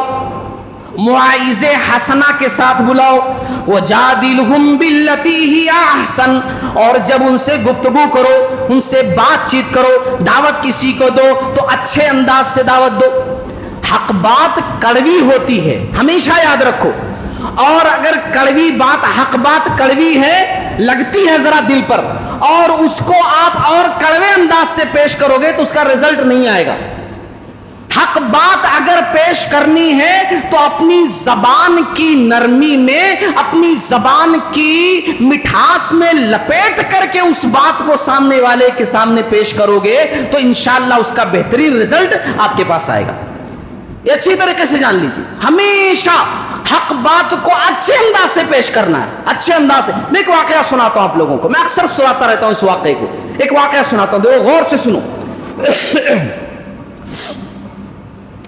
एक साहब थे, वो साहब एक बस्ती में नया घर लिए, जैसे हम लोग लेते हैं भाई किराए के मकान में रहने वाले लोग, भाई एक जगह से दूसरी जगह बस्ती में। अच्छे थे बेचारे, तो उन्होंने देख लिया कि भाई मेरा घर यहां रहेगा, मस्जिद महल्ले की वहां है, ज्यादा दूर नहीं है, क्योंकि मस्जिद के करीब एक मुसलमान को रहना चाहिए ताकि नमाजों की पाबंदी हो सके। अल्हम्दुलिल्लाह, ठीक है, सब कुछ देख लिए, आकर शिफ्ट भी हो गए। महल्ले में कौन कौन मशहूर लोग रह रहे हैं ये भी जानकारी ले लिए, भाई होशियार आदमी की निशानी। अब जोहर की नमाज, धूप काले का सीजन है, मौसम है, जरा सा निकले। एक साहब का बाग पड़ता था फलों का, वहीं रास्ते में, महल्ले के ही थे, तो वो जरा अपने झाड़ों में कुछ काम कर रहे थे, दवा वगैरह डाल रहे थे या क्या कर रहे थे, ऊपर चढ़े हुए थे। अब ये साहब उधर से गुजरे, धूप काला था तो जरा कपड़ा पड़ा डाले हुए थे धूप से बचने के लिए। तो उन्होंने देखा कि वो साहब ऊपर चढ़े हुए हैं, तो नीचे से जोहर की अजान हो चुकी थी, मस्जिद की तरफ जाते हुए नीचे से बोले, ओ भाई बहरे हैं क्या आपको सुनाई नहीं देता, अजान हो गई है, नमाज पढ़ने के लिए नहीं चलेंगे क्या, कैसे आदमी है आप। अब वो साहब जरा गुस्से वाले, उन्होंने कहा कौन है जी जो मुझे बहरा कह रहा। हाँ, पूरे बस्ती में लोग मुझे अच्छे से बात करते हो, कौन है जी जो बहरा बोल रहा मेरे को। तुम ठहरो नीचे, मैं उतरता हूं नीचे। लकड़ी वहां से तोड़ी, नीचे उतरने लगा वो, तब तक ये निकल लिए कि साहब अगर वो आ गए तो मारम पीटी शुरू हो जाएगी। हालांकि मैं कुछ गलत नहीं बोला हूं, फिर भी ये साहब गुस्सा हो गए, चले गए। जोहर की नमाज पढ़े, पढ़ करके घर को गए। अच्छा, ये साहब अपने काम में लगे हैं। असर की अजान हुई, ये जाने लगे मस्जिद की तरफ, तो देखा कि फिर दूसरे झाड़ पे चढ़े हुए हैं, काम उनका जारी है। तो सोचे कि जोहर में अलग अंदाज से बुला लिया था, जरा कोशिश करूं बदल करके इनको बुलाता हूं, जरा कुछ दूसरा अंदाज अख्तियार करता हूं। चुनाचे बोले अस्सलाम वालेकुम, ऊपर से उन्होंने भी बोले वालेकुम अस्सलाम, वालेकुम अस्सलाम बोले। और भाई माशाल्लाह फूला उला तो अच्छे आए हैं, लगता है फल भी बड़ा अच्छा आएगा, अल्लाह ताला आपके हर माल में बरकत दे। उन्हें भी बोले हाँ भाई आमीन आमीन आमीन आमीन। उसके बाद बोले भाई अजान हो गई है, चलते हैं जरा मस्जिद, नमाज पढ़ करके आते हैं, आप भी फ्रेश हो जाएंगे, जरा आपसे भी मुलाकात हो जाएगी। मैं यहीं आपकी बस्ती में, वो फलां साहब का मकान है ना, उसी में रहने के लिए आया हूँ। कहा अच्छा अच्छा अच्छा, वो फलां साहब का, अरे मेरे घर से थोड़ी दूर पर तो है, रुकिए रुकिए मैं उतरता हूँ, नीचे आता हूँ। वो भी उतर गए, दुआ सलाम हुई, माशाल्लाह मिले। उसके बाद बोले चलिए चलिए, हाँ चलिए बिल्कुल चलिए, मस्जिद की तरफ चलिए। अब दोनों लोग मस्जिद की तरफ जा रहे हैं। दुआ सलाम के बाद वो साहब जो बाग वाले थे वो बोले कि आपसे मिलकर बड़ी खुशी हुई, बड़ा अच्छा लगा आपसे मिलकर माशाल्लाह। जोहर में पता नहीं कौन कमबख्त था, मुझसे अरे तोरे से बात कर रहा था। मैं तो बड़ा गुस्सा हुआ, मैं नीचे उतर रहा था लकड़ी लेकर के, मगर वो भाग गया। अगर मुझे कहीं वो मिला तो बहुत मारूंगा उसको मैं। अब इस बेचारे कैसे बोल सकते थे कि मैं था। मैं यहां पर यह बताना चाहता हूं आप लोगों को कि देखिए एक ही आदमी है, मकसद दोनों में एक ही है, दोनों वाकयों में मकसद एक ही है, मगर एक में तरीका क्या है, एक में तरीका क्या है। आप समझ गए मैं क्या समझाना चाहता हूं। अगर आप हक बात को अपनी जबान की नरमी के साथ और मिठास के साथ इस्तेमाल करेंगे तो इंशाअल्लाह उसका रिजल्ट बेहतरीन आएगा। तो इंशाअल्लाह हक बात लोगों को जरूर बताएंगे और अच्छे तरीके से बताएंगे, है ना, अच्छे तरीके से इंशाअल्लाह बताएंगे, है ना। ये हमेशा याद रखिए کہ حق بات لوگوں کو پیش کرنا ہے حکمت کے ساتھ، نصیحت کے ساتھ، اور جس طرح اللہ رب العالمین نے قرآن میں کہا وَجَادِلْهُمْ بِالَّتِي هِيَ أَحْسَنُ، تو اچھے طریقے سے لوگوں کو اللہ کے دین کی طرف بلانا ہے۔ اچھا، ایک بات میں یہاں پر اور بھی کہوں گا کہ کبھی کبھی حق بات جب ہم پیش کرتے ہیں نا، جیسے کہیں دعوت کا کام کیے، اب دعوت کا کام کیے تو ویڈیو بنا دیے کہ ہم بہت بڑا کام کر رہے ہیں، ہے نہیں، دعوت کا کام کر رہے ہیں، تو کبھی کبھی اس کا رزلٹ بہت اس سچویشن میں، ملک کے جو حالات ہیں اس میں اس کا رزلٹ بہت ڈینجر ہو جاتا ہے، خطرناک ہو جاتا ہے۔ چلو خطرناک نہیں بھی ہوا تو آگے جو ہم کام کرنا چاہتے ہیں اس میں مشکل پیدا ہو جاتی ہے، پھر آگے پرمیشن ملنا، پھر آگے اس کام کو کرنا ذرا مشکلات بڑھ جاتے ہیں۔ اسی لیے حکمت کا تقاضا یہ ہے خاموشی کے ساتھ سارے کام کیے جائیں، کریں ہم بہترین طریقے سے، لیکن اس طریقے سے کریں کہ کوئی مشکل نہ آئے۔ میں ایک واقعہ سناتا ہوں، ریئل واقعہ۔ ہمارے رشتہ دار ہیں یو پی کے اندر، میں ان کے گاؤں گیا۔ اب وہ علاقہ ایسا ہے یو پی کا، جس علاقے کی میں بات کر رہا ہوں وہاں بریلویت اچھی خاصی ہے، اور وہ بریلویت یہ نارمل ٹائپ کی نہیں ہے، ایسی بریلویت ہے کہ اگر ان کی مسجد میں آپ گئے تو مسجد دھلوا لیتے۔ اگر میں مسجد میں چلا گیا اور جان گئے کہ یہ مولانا وسیم سراجی صاحب ہیں، اہل حدیث کے عالم ہیں، تو مسجد پوری دھل دیتے، کیوں؟ میرے جانے سے پوری مسجد ناپاک ہو گئی، ایسی سچویشن ہے۔ اب وہاں ہمارے رشتہ دار ہیں بیچارے، وہ ایک ہی گھر اہل حدیث، پورا گاؤں ایسا وہ اہل حدیث ایک ہی۔ اب ان کے گھر پر میں گیا، انہوں بتانے لگے، میں بولا کہ کچھ کام کیجئے بھائی، ماشاءاللہ آپ کے پاس اتنا سارا ورک ہے، کام کرنے کی پورا میدان پڑا ہوا ہے، کام کیجئے، الحمدللہ ہم سے جو ہو سکے کام کریں گے۔ دونوں بولے شیخ ہم بہت کام کر رہے ہیں ماشاءاللہ، یہ لوگ مسجد میں آنے نہیں دے رہے ہیں، تو ہم نے بھی ایک مسجد بنا لی ہے، اس میں نمازیں پڑھتے ہیں، جمعہ کا خطبہ کہتے ہیں، مائک کھول دیتے ہیں، لوگوں تک جو ہم سے ہو سکتا ہے ہم وہ کام کرتے ہیں۔ ڈاکٹر ہیں وہ بیچارے، کام کرتے ہیں۔ ابھی حالیہ دنوں میں ہم نے ایک پلان کیا، ہم نے دیکھا کہ علاقے میں جو مدرسے ہیں، گرچہ وہ بریلویت سے ہیں، مدرسے ہیں وہ بہت خستہ حال ہیں، تو ہم نے سوچا کہ ان کو مضبوط کیا جائے، ذرا اس میں جا کر اچھا کام کیا جائے، وہاں مدرسین رکھے جائیں، اپنے مدرسین رکھے جائیں، ان کی تنخواہوں کا اچھا انتظام کیا جائے۔ میں نے یہ بات کسی ایک دو لوگوں سے ذکر کر دی۔ اب یہ بات ذکر میں نے کر دی کہ میں ایسا ایسا کروں گا، وہ بات ان تک پہنچ گئی، ان کے مین لوگوں تک۔ ان لوگوں نے میرے کرنے سے پہلے ہی وہ تمام کام کر ڈالے۔ میں اسے کیا سمجھانا چاہ رہا ہوں کہ کبھی کبھی یہ اشتہاری چیزوں سے نا، یہ دکھاوا کرنے سے، ذرا بتانے سے کام مشکل ہو جاتا ہے۔ جو آپ کرنا چاہتے ہو وہ آپ کے راہ میں بڑا پتھر بن جاتا ہے، آپ کر نہیں پاتے ہو۔ اسی لیے حکمت کے ساتھ دعوت کا کام کرنا چاہیے، اور تکلیف جو اس پر پہنچے صبر کرنا چاہیے۔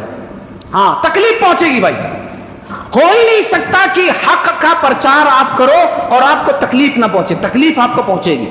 نارمل الحمدللہ جیسا کہ ذکر کیا گیا، آپ اپنے کسی ملنے جلنے والے سے تھوڑا سا ذکر کرو، ماشاءاللہ ذکر کرتے رہنا چاہیے۔ اللہ پوچھے گا قیامت والے دن کہ کاروبار کا کام اتنا اچھا کیا آپ ان کے ساتھ، پارٹنرشپ میں اتنا لمبا بزنس چلائے، ہاں ہائے ہیلو بھی بولا، اچھا کر لیتے تھے، لیکن کم سے کم میرے بارے میں بتانا چاہیے تھا، تم میری عبادت کرتے تھے تو میرے بارے میں بتانا چاہیے تھا، وہ کہیں کیوں نہیں بتایا؟ تو کیا جواب دیں گے؟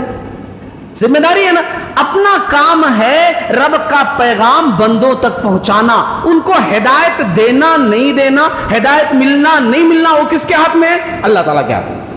اپنا کام ہے پہنچانا، ان کے واسطے دعا کرنا، پہنچانا دعا کرنا، ہاں باقی ان کو ملنا نہیں ملنا وہ کس کے ہاتھ میں ہے؟ اللہ تعالیٰ کے ہاتھ میں۔ ہمارے پیارے نبی صلی اللہ علیہ وسلم بھی بڑی محنت کی اس کے واسطے، بڑی محنت کی۔ آپ کو یاد ہوگا طائف کا سفر کتنا مشکل سفر تھا دعوت کے سلسلے میں پیارے نبی صلی اللہ علیہ وسلم کا، ہاں جی کتنا مشکل سفر تھا۔ آپ صلی اللہ علیہ وسلم دیکھے کہ یہ مکہ والے بات نہیں مان رہے، تو سوچے کہ ذرا وہاں مکہ سے باہر طائف، دو بڑی بستیاں تھیں، ایک مکہ ایک طائف، یہی کے لوگ زیادہ مالدار تھے، تو ذرا وہاں کے لوگوں کا سپورٹ مل جائے گا، بڑے لوگوں کا، تو ذرا دعوت کے کام میں آسانی ہو جائے گی۔ آپ صلی اللہ علیہ وسلم گئے۔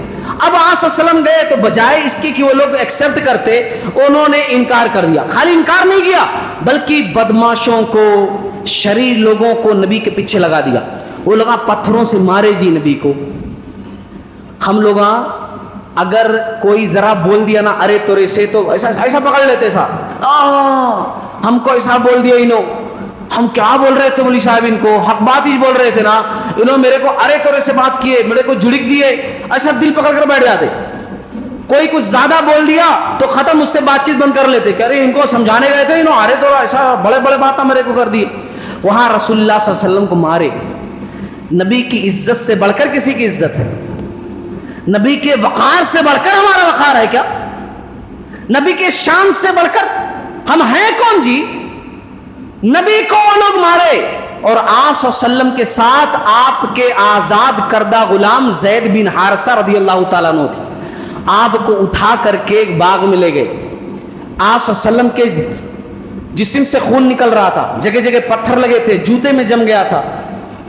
وہ زید بن حارثہ رونے لگے دیکھ کر کے اور کہا یا رسول اللہ صلی اللہ علیہ وسلم، یہ پتھروں میں رہنے والی قوم ہے، ان کا دل پتھر ہو گیا ہے، آپ بد دعا کر دیجئے ان کے واسطے، اللہ انہیں نیست و نابود کر دے طائف والوں کو.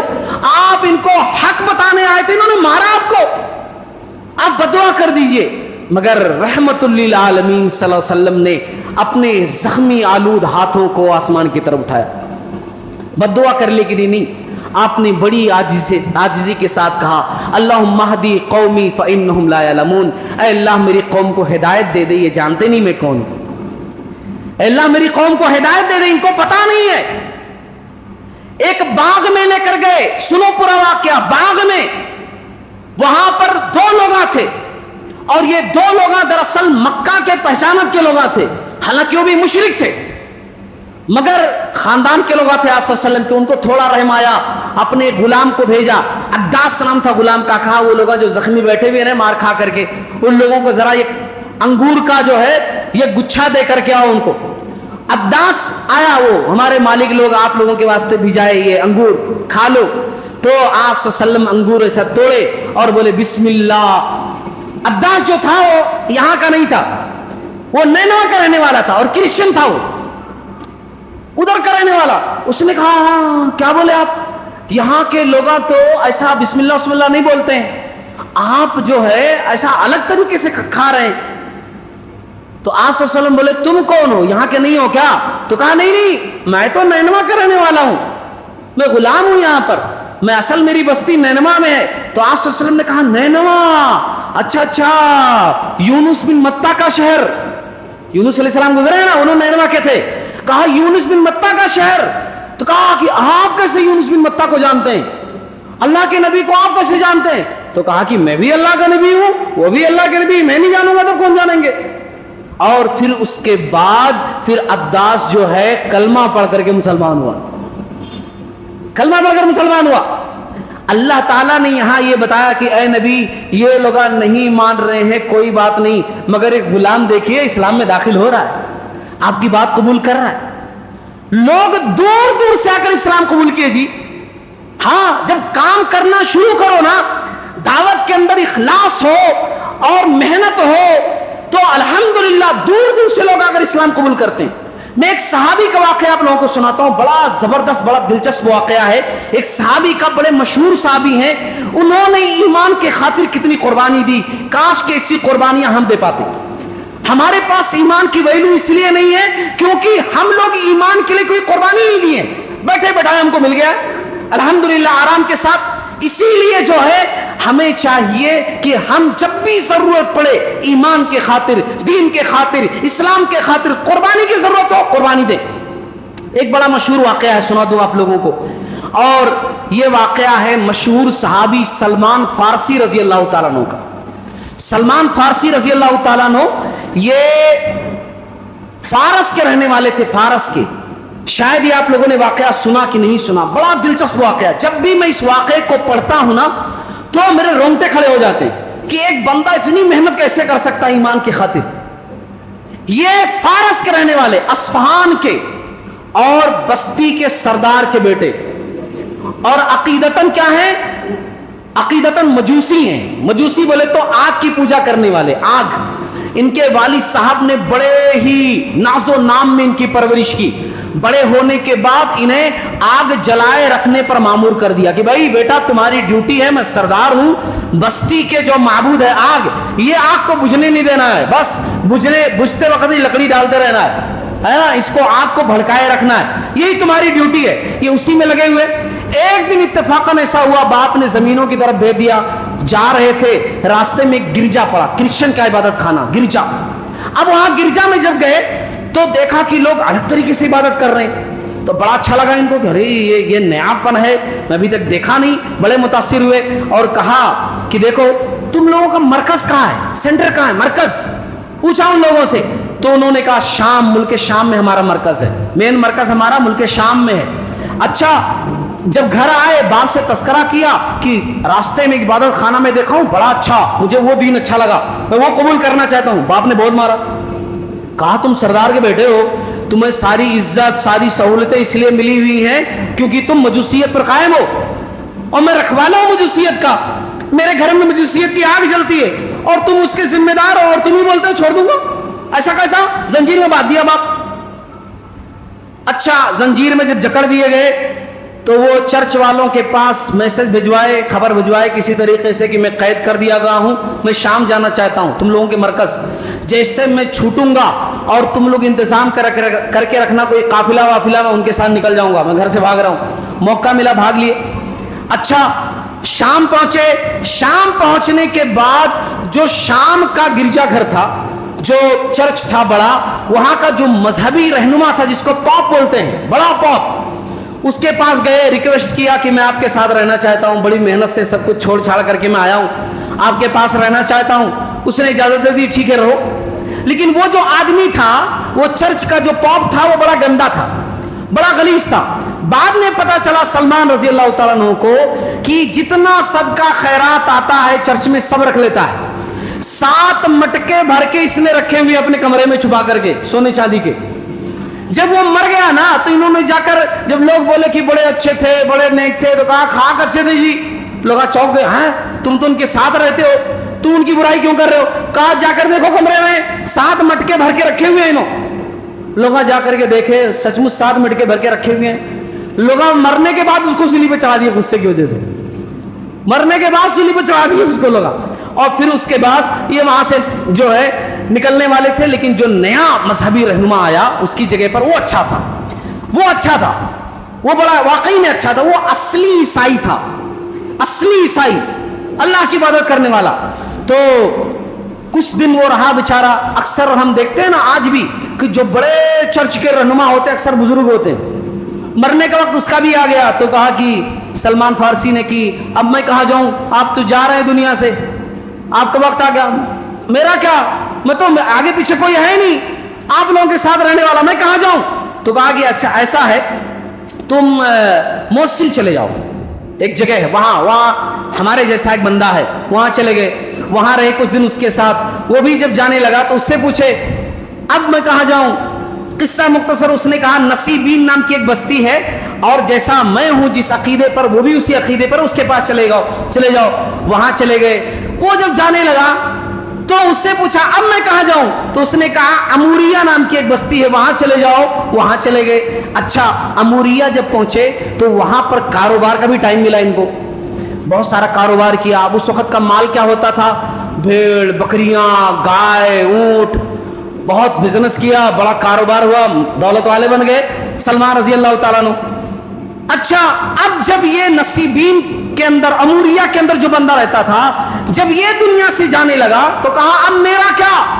تو کہا دیکھو اب کوئی ہم لوگوں کے مشن پہ نہیں ہے، روئے زمین پر اب کوئی بھی ایسا ہم لوگوں جیسا عیسائی نہیں ہے کہ جو ہم لوگوں کے عقیدے پر ہو، اب کوئی بھی نہیں ہے۔ اب تمہارے لیے ایک ہی بات میں بتاؤں گا، عرب کے اندر ایک نبی آنے والے ہیں، اگر تم پہنچ سکو تو عرب پہنچو۔ اب آپ سوچئے اتنا لمبا سفر، اگر عرب کے اندر جا سکتے ہو تو جاؤ۔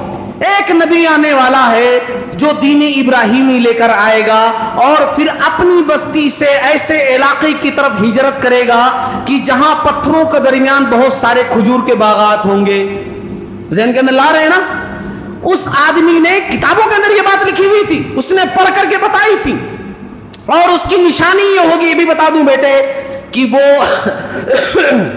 وہ ہدیہ لے گا، ہدیہ کھائے گا، ہے نا، تحفہ کچھ دو گے تو قبول کرے گا، مگر صدقہ اگر اس نبی کو دو گے تو صدقہ نہیں کھائے گا۔ اور اس کے دونوں کندھوں کے درمیان یہاں پر مہر نبوت ہوگی، تم اس سے پہچان سکتے ہو۔ یہ نشانیاں بتا کر وہ بندہ تو دنیا سے چلا گیا۔ لیکن پھر اس کے بعد اب سلمان صاحب پریشان رہنے لگے کہ میں عرب جاؤں تو کیسے جاؤں، عرب کا مجھے عطا پتہ نہیں ہے. چنانچہ وہ ادھر ادھر بھٹکنے لگے تاجروں کے علاقے میں جہاں لوگ تجارت کرنے آتے تھے. کافی دن کے بعد عرب کے بنو کلب کے کچھ تاجر وہاں پر تھے اموریہ بستی میں. یہ بھاگ کر کے گئے اور کہا صاحب مجھے عرب جانا ہے، مجھے عرب جانا ہے. ان لوگوں نے کہا ہاں کون تم، کہیں کو لے کر جائیں گے تم کو؟ سیدھا سیدھا وہ لوگ بولے نہیں صاحب ہم کو جانا ہے، ہمارے پاس دیکھو یہ اونٹ ہے، یہ بیل ہے، یہ بکریاں، یہ سب آپ رکھ لو، سب رکھ لو، بس مجھے لے کر کے چلو، مجھے عرب جانا ہے آپ کے ساتھ. آپ لوگ عرب کے ہو نا، عرب مجھے جانا ہے. اب بنو کلب کے جو لوگ تھے مسلمان تو تھے نہیں، وہ لوگ بولے ٹھیک ہے چلو. وہ لوگ غداری یہ کیے کہ راستے میں ایک یہودی تاجر سے ان کو بیچ دیے. اس لیے میں نے کہا ان کا واقعہ بڑا دلچسپ ہے. اتنی صحبتیں ہم نے ایمان کی خاطر کبھی نہیں اٹھائی، سوچی بھی نہیں ہوں گی. سلمان فارسی کا واقعہ سنا رہا ہوں. یہودی تاجر کے ہاتھوں بیچ دیا ان کو، اور پھر اس یہودی تاجر کا ایک چچا زاد تھا جو مدینہ میں بنو قریظہ میں رہتا تھا.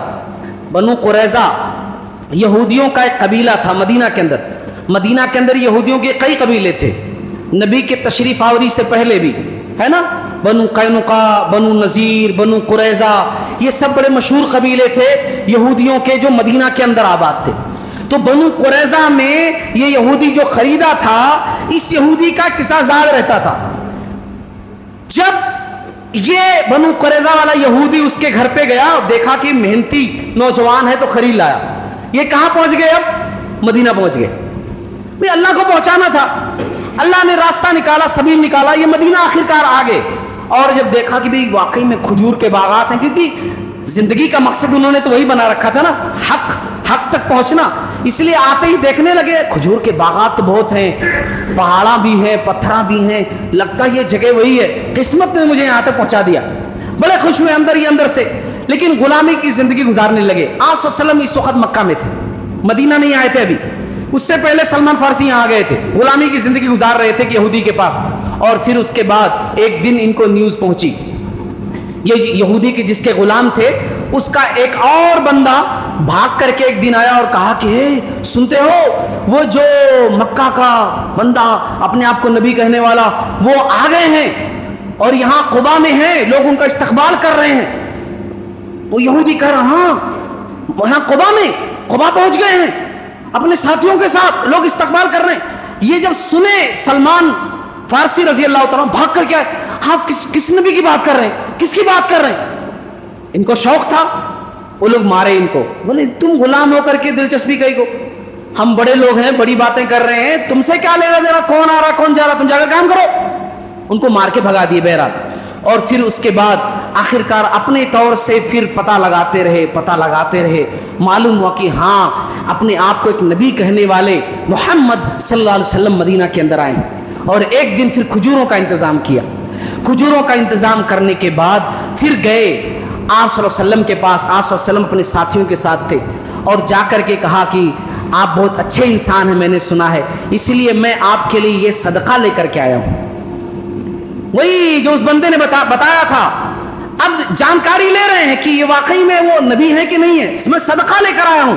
تو آپ صلی اللہ علیہ وسلم چونکہ صدقہ نہیں کھاتے تھے، آپ صلی اللہ علیہ وسلم کیا کیے، ساتھیوں کو دے دیے، غربا کو دے دیے، تم لوگ کھا لو. آپ صلی اللہ علیہ وسلم نہیں کھائے. یہ دور کھڑے پر دیکھ رہے ہیں، ہاں صدقہ انہوں نہیں لیے. صدقہ ایک صفت تو ان کے اندر دیکھو، صدقہ نہیں کھا رہے، ساتھیوں کو کھلا دیا مگر صدقہ خود نہیں کھائے. پھر کچھ دن اور گزرے اور پھر اس کے بعد پھر کھجوروں کا انتظام کیے، پھر لائے اور کہا کہ یہ آپ کے لیے ہدیہ لے کر آیا ہوں، میں آپ کو تحفہ دے رہا ہوں. آپ صلی اللہ علیہ وسلم اس میں سے کھائے. آپ صلی اللہ علیہ وسلم کھائے. یہ بڑے خوش ہوئے کہ ہاں دیکھو ہدیہ انہوں قبول کیے، ہدیہ کھائے، بڑے خوش ہوئے. اور پھر اس کے بعد ایک دن وہ بھی آیا کہ جب آپ صلی اللہ علیہ وسلم جنت البقیع میں تھے، کسی تدفین کے سلسلے میں سلمان رضی اللہ تعالیٰ عنہ وہاں گئے. آخری چیز دیکھنے مہر نبوت. آپ صلی اللہ علیہ وسلم چادر لپیٹے ہوئے تھے، سلمان رضی اللہ تعالیٰ عنہ آگے پیچھے پھر رہے ہیں مہر نبوت دیکھنے کے لیے، کبھی ادھر کبھی ادھر کبھی ادھر کبھی ادھر. آپ صلی اللہ علیہ وسلم محسوس کر لیے کہ یہ بندہ، کیونکہ 2 مرتبہ پہلے بھی ملاقات ہو چکی ہے، یہ بندہ آگے پیچھے میرے پھر رہا، ادھر سے ادھر ادھر سے ادھر جا رہا. آپ نبی تھے نا. आप सल्लल्लाहु अलैहि वसल्लम समझ गए और आप सल्लल्लाहु अलैहि वसल्लम ने अपने कंधे मुबारक से चादर हटा दी, कंधे मुबारक से चादर हटा दी।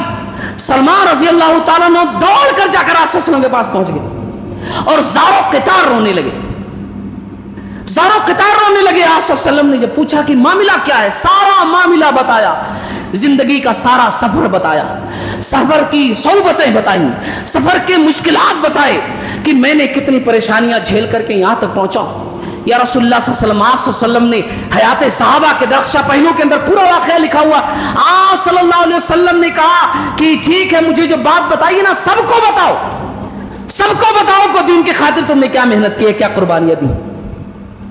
लोगों, ये मैं पैगाम देना चाहता हूं, दीन के खातिर कुर्बानियां देने की जब जरूरत पड़े कुर्बानियां दो, कुर्बानियां दो।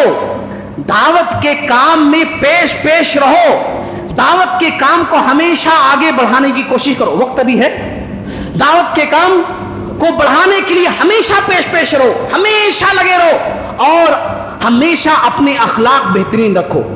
अपने हमेशा मस्जिद के अंदर कभी हम देखते हैं माशाअल्लाह हमारे भाई नमाज पढ़ रहे हैं, हमारे भाई नमाज पढ़ रहे हैं, कदम से कदम मिला रहे हैं, रफुलुद्दीन कर रहे हैं, आमीन कह रहे हैं। कोई बंदा इधर से गुजर रहा है, वो ये तमाम चीजें नहीं जानता, जिंदगी में कभी उसने इसी नमाज पढ़ी ही नहीं, हमेशा इधर उधर की मस्जिदों में नमाज पढ़ता रहा। आज वो इस मस्जिद में आया हुआ है, वो रफुलुद्दीन नहीं कर रहा, वो आमीन नहीं कह रहा है, वो कदम से कदम नहीं मिला रहा है, तो आप उससे जब बात करो नरमी से बात करो।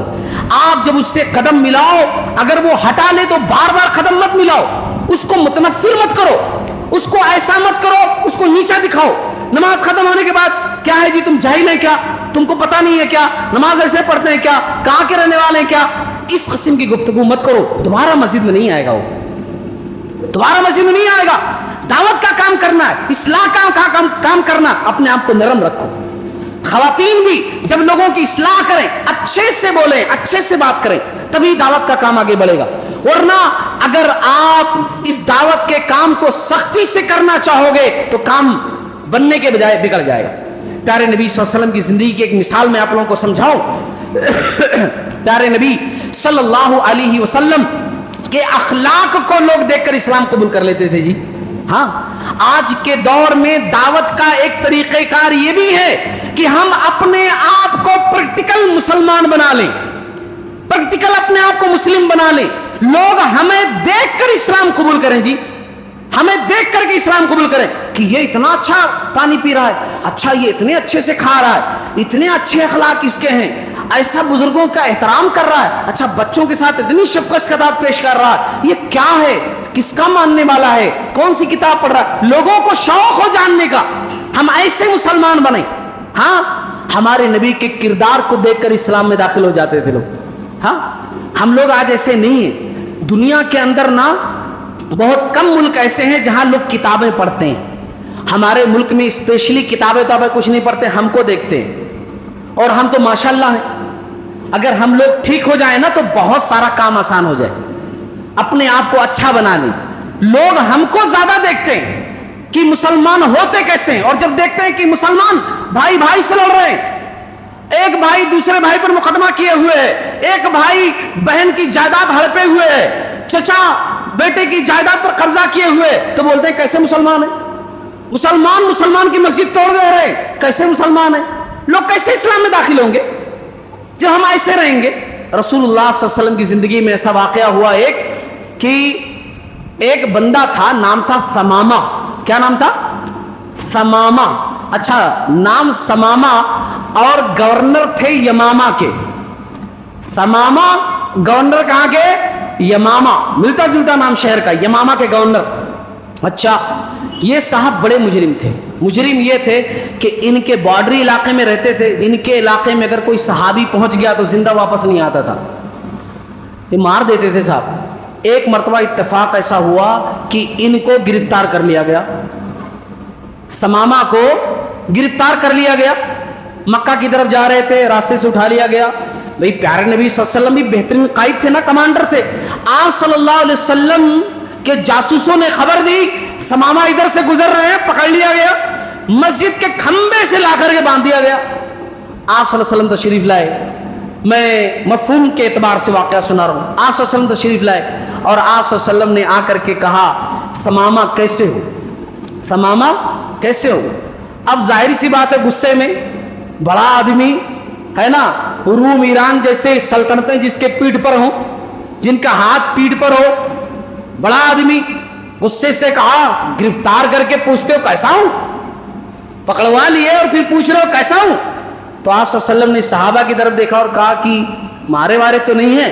تو صحابہ نے کہا نہیں یا رسول اللہ صلی اللہ علیہ وسلم مارے نہیں ہیں, بس گرفتار کیا ہے, کھمبے سے باندھ دیا اور کچھ بھی نہیں کیا ہے. آپ صلی اللہ علیہ وسلم چلے گئے.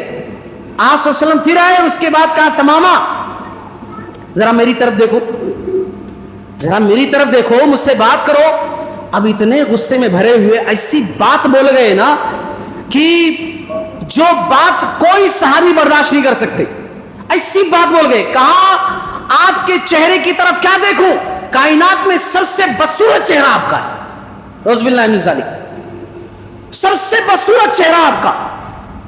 سوچئے ذرا, تصور ملائیے.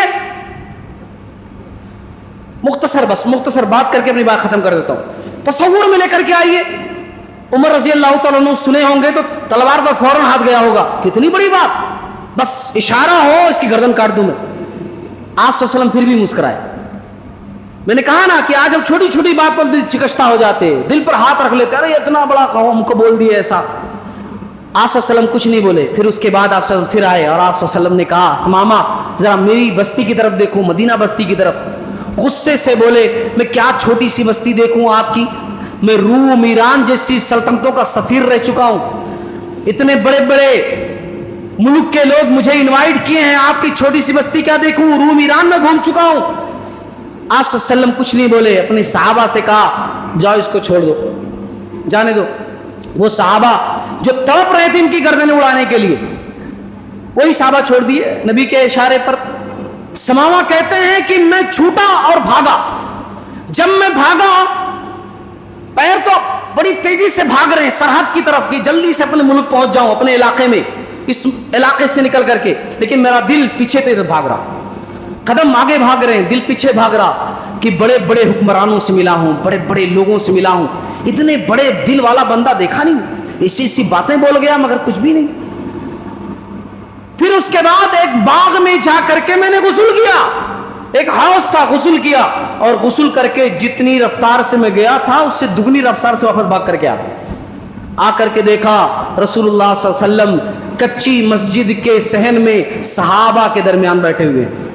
آپ صلی اللہ علیہ وسلم نے نگاہ اٹھائی, ثمامہ سامنے ٹھہرے ہوئے. آپ صلی اللہ علیہ وسلم نے کہا ثمامہ میں نے تو چھوڑ دیا تھا, جانے دیا تھا, واپس کیوں چلے آئے؟ تو کہا کہاں چھوڑا تھا؟ چھوڑا تو تب تھا جب میں نے آپ کو دیکھا نہیں تھا, اور اب جب میں نے آپ کو دیکھ لیا ہے تو کہہ رہا ہوں لا الہ الا اللہ محمد رسول اللہ. میں نے آپ کو جان لیا, اب میں پہچان لیا آپ کو, ہم نے دیکھ لیا آپ کو, اب میں کہہ رہا ہوں لا الہ الا اللہ محمد رسول اللہ. بس ایک نگاہ پہ ٹھہرا ہے فیصلہ دل کا. ہاں ایسے بھی دلوں کے حالات بدلے ہیں, کہنے کی ضرورت نہیں پڑی ہے. اپنے کردار سے ایسے پیش کرو اسلام کو کہ لوگ آپ کے کریکٹر, آپ کے کردار کو دیکھ کر دار اسلام میں داخل ہو جائیں. وقت ختم ہو چکا, بغیر کسی بات کے اپنی بات ختم کرتا ہوں. اللہ تعالیٰ سے دعا کرتا ہوں کہ اللہ تعالیٰ تمام باتیں جتنی کہی گئی ہیں کہنے سننے سے زیادہ عمل کرنے کی توفیق عطا فرما. باری تعالیٰ توفیق دے, دین کے راستے میں جو بھی تکلیف پہنچے اس تکلیف پر صبر کرنے والا بنا. باری تعالیٰ حق بات لوگوں تک پہنچانے والا بنا. باری تعالیٰ توفیق دے کہ ہم سب مل کر کے دین کا کام کریں, رب کی توحید کا کام کریں, شرک سے اس دنیا کو پاک کریں, اپنی بستی کو, اپنے محلے کو شرک کی گندگی سے, اس کی آلودگیوں سے اللہ تعالیٰ ہمیں پاک کرنے والا بنا. باری تعالیٰ ہمیں ایسی ہمت دے, ایسی طاقت دے کہ اللہ رب العالمین مل جل کر کے اللہ کے راستے میں ہم دعوت کا کام کریں. ہمارے جو ذمہ دار ہیں, جنہوں نے یہ مجلس رچائی ہے, بسائی ہے, جو یہاں موجود ہیں, اس شہر کے اندر بہترین دعوت کا کام کر رہے ہیں, شہر سے باہر قریوں میں بہترین دعوت کا کام کر رہے ہیں, اللہ ان کو صحت و تندرستی سے نواز اور ان کے ذریعے سے دین کا, جماعت کا اور زیادہ کام لے. اللہ رب العالمین ہمیں ہمیشہ خوش و خرم رکھے, آپ لوگوں کو اللہ خوش و خرم رکھے, اور خواتین کو جو یہاں وقت نکال کر موجود ہے الحمدللہ ان کی زندگیوں کو اللہ تعالیٰ روشنی سے بھر دے. آمین. وآخر دعوانا ان الحمدللہ رب العالمین, والسلام علیکم ورحمۃ اللہ وبرکاتہ.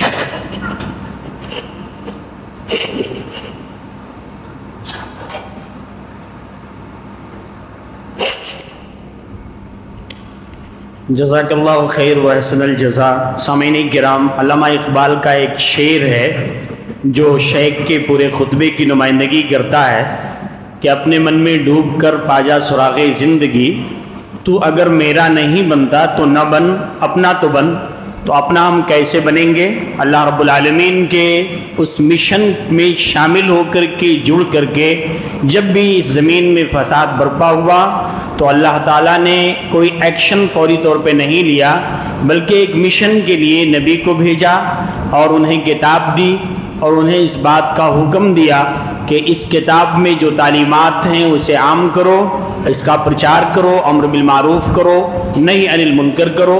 اور اسی فارمولے سے اللہ تعالیٰ نے اس زمین کا بگڑا بیلنس بنایا ہے۔ ہماری اور آپ کی اس وقت کی سب سے بڑی ضرورت ہے کہ اس مشن سے جڑ کر کے دعوت تبلیغ کو اور اس انبیائی مشن کو آگے بڑھائیں، اور اللہ رب العالمین نے جو ہمیں ذمہ داری دی ہے اس ذمہ داری کو نبھائیں۔ اللہ تعالیٰ سے دعا کریں کہ اللہ تعالیٰ ہمیں اس مقصد میں کامیاب فرمائے۔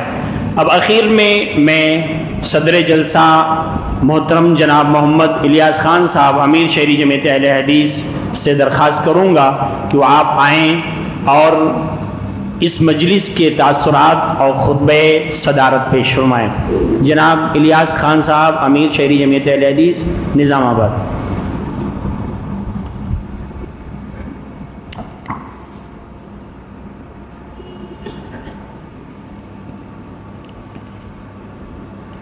نحمد و نصلی علی رسول الکریم، اما بعد، اعوذ باللہ من الشیطان الرجیم، بسم اللہ الرحمن الرحیم۔ یا ایہا الذین آمنوا اتقوا اللہ وقولوا قولا سدیدا یصلح لکم اعمالکم ویغفر لکم ذنوبکم ومن یطع اللہ ورسولہ فقد فاز فوزا عظیما۔ اما بعد، محترم احباب، بہت خوشی محسوس ہو رہی ہے کہ اس مسجد میں اتنے سارے افراد کو دیکھ کر الحمدللہ لوگ اس اجتماع کو سننے کے لیے مسجد تشریف لائے، اور اوپر خواتین بھی اپنا وقت نکال کر یہاں پر دینی باتیں سننے کے لیے تشریف لائی ہیں۔ میں چند باتیں آپ کے سامنے رکھوں گا شہر نظام آباد کے تعلق سے۔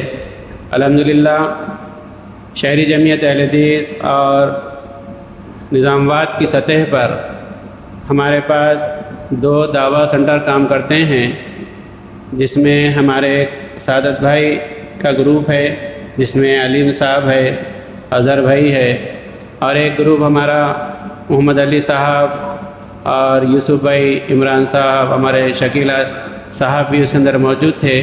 یہ 2 گروپ الحمدللہ غیروں میں کام کرتا ہے۔ میں ہمارے جماعتی بھائیوں سے خواہش کروں گا کہ آپ بھی اپنا وقت نکال کر اس گروپ کے ساتھ ملیں اور دین اسلام کی دعوت کو غیروں میں دینے کے لیے ان کا ساتھ دیں۔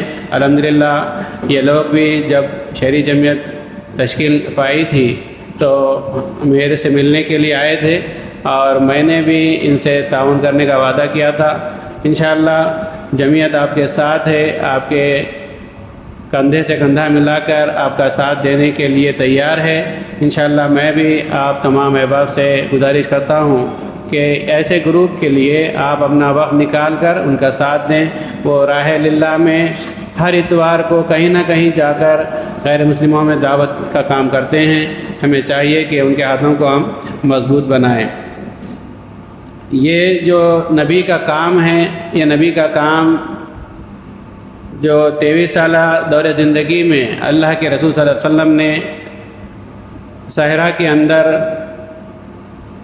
اپنے دعوتی کام کو مکمل کیا، اور 1 لاکھ سے زائد صحابہ اکرام کو اس عرصے میں تیار کیا، یہ بہت بڑا ٹارگٹ تھا۔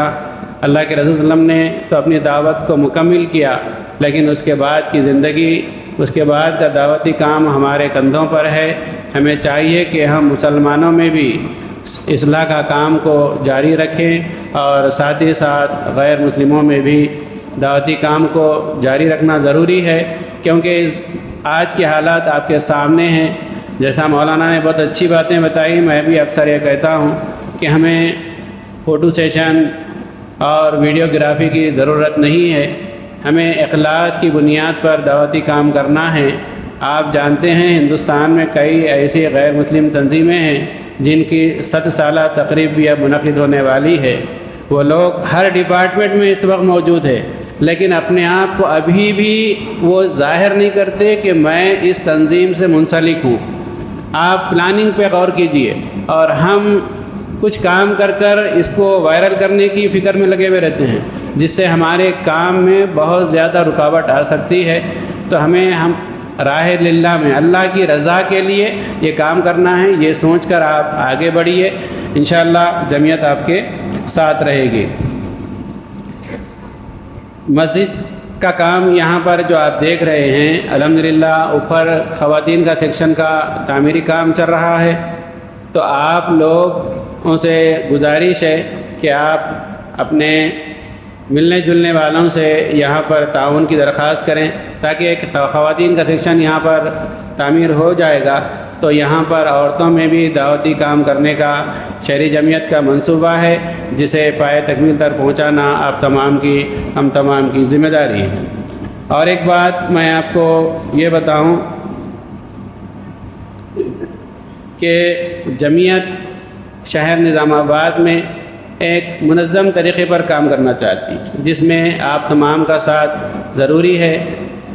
میں ہر بار ہر اجتماع میں یہ چیز آپ کے سامنے رکھنے کی کوشش کرتا ہوں کہ ہم لوگ تمام نمازوں میں تو نظر آ رہے، لیکن فجر کی نماز میں نظر نہیں آ رہے۔ ہمارے دورے شہر میں جتنے اہل حدیث مساجد ہے، برابر یہ جو ٹیم آپ کو پیچھے نظر آ رہی ہے، برابر ہفتے میں 4 یا 5 دن جتنے ہمارے اہل حدیث مساجد ہے فجر میں وہاں کا دورہ کر رہے ہیں۔ اب یہاں پر ہفتہ واری اجتماع ہونے کی مناسبت سے ہم نے ہفتے کے دن اور اتوار کے دن فجر کی نماز میں یہاں پر وزٹ کی ہے۔ یہ میری اور ہمارے شہری جمعیت کے ساتھیوں کی ذمہ داری ہے، اس لیے مساجد کو ہم وزٹ کر رہے ہیں کہ وہاں کا کام کیسا چل رہا ہے، کمیٹی فعال ہے یا نہیں ہے۔ یہ چیز دیکھنے کے لیے ہم مساجد کا دورہ کر رہے ہیں، انشاءاللہ آئندہ بھی کرتے رہیں گے۔ ہم جب رمضان میں سحر کے لیے اٹھ جاتے، بغیر الارم کے بھی اٹھ جاتے، کیونکہ سحر کرنا ہے۔ 1 مہینہ آپ ٹریننگ لے رہے، جس میں میں بھی شامل ہوں، پھر بعد میں فجر میں اٹھنے کے لیے کاہلی کیوں ہو رہی؟ یہ چیز کا جواب ہمارے پاس ہونا چاہیے۔ میں آپ سے ابھی گزارش کرتا ہوں کہ آپ اپنا موبائل نکال کر فجر کی نماز کے لیے الارم رکھ لیجئے، یا پھر مسجد سے نکلتے ہی آپ الارم رکھیں۔ اپنے محلے کی مساجد میں فجر کی نماز میں شریک رہیں۔ یہ بہت بڑی قربانی ہے، آپ کو دعوتی کام کرنا ہے، تو آپ اپنے آپ کو تبدیل نہیں کریں گے تو دعوتی کام کیسا کریں گے؟ آپ فجر کے وقت کی قربانی، نیند کی قربانی آپ نہیں دے پا رہے تو پھر دعوتی کام آپ سے کیسا ہوگا؟ تو آپ پہلے پابند بھی ہونا ہے اور دعوتی کام بھی کرنا ہے۔ تو اللہ تعالیٰ ہم تمام کو اس پر عمل پیرا ہونے کی توفیق عطا فرمائے، آمین۔ السلام علیکم ورحمۃ اللہ وبرکاتہ۔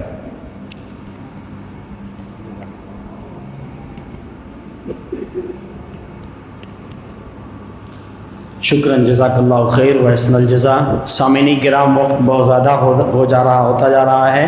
انشاءاللہ اب اس کارروائی کے بعد فوری اذان ہوگی، اور اس کے اذان کے فوری بعد انشاءاللہ جماعت کھڑی کی جائے گی۔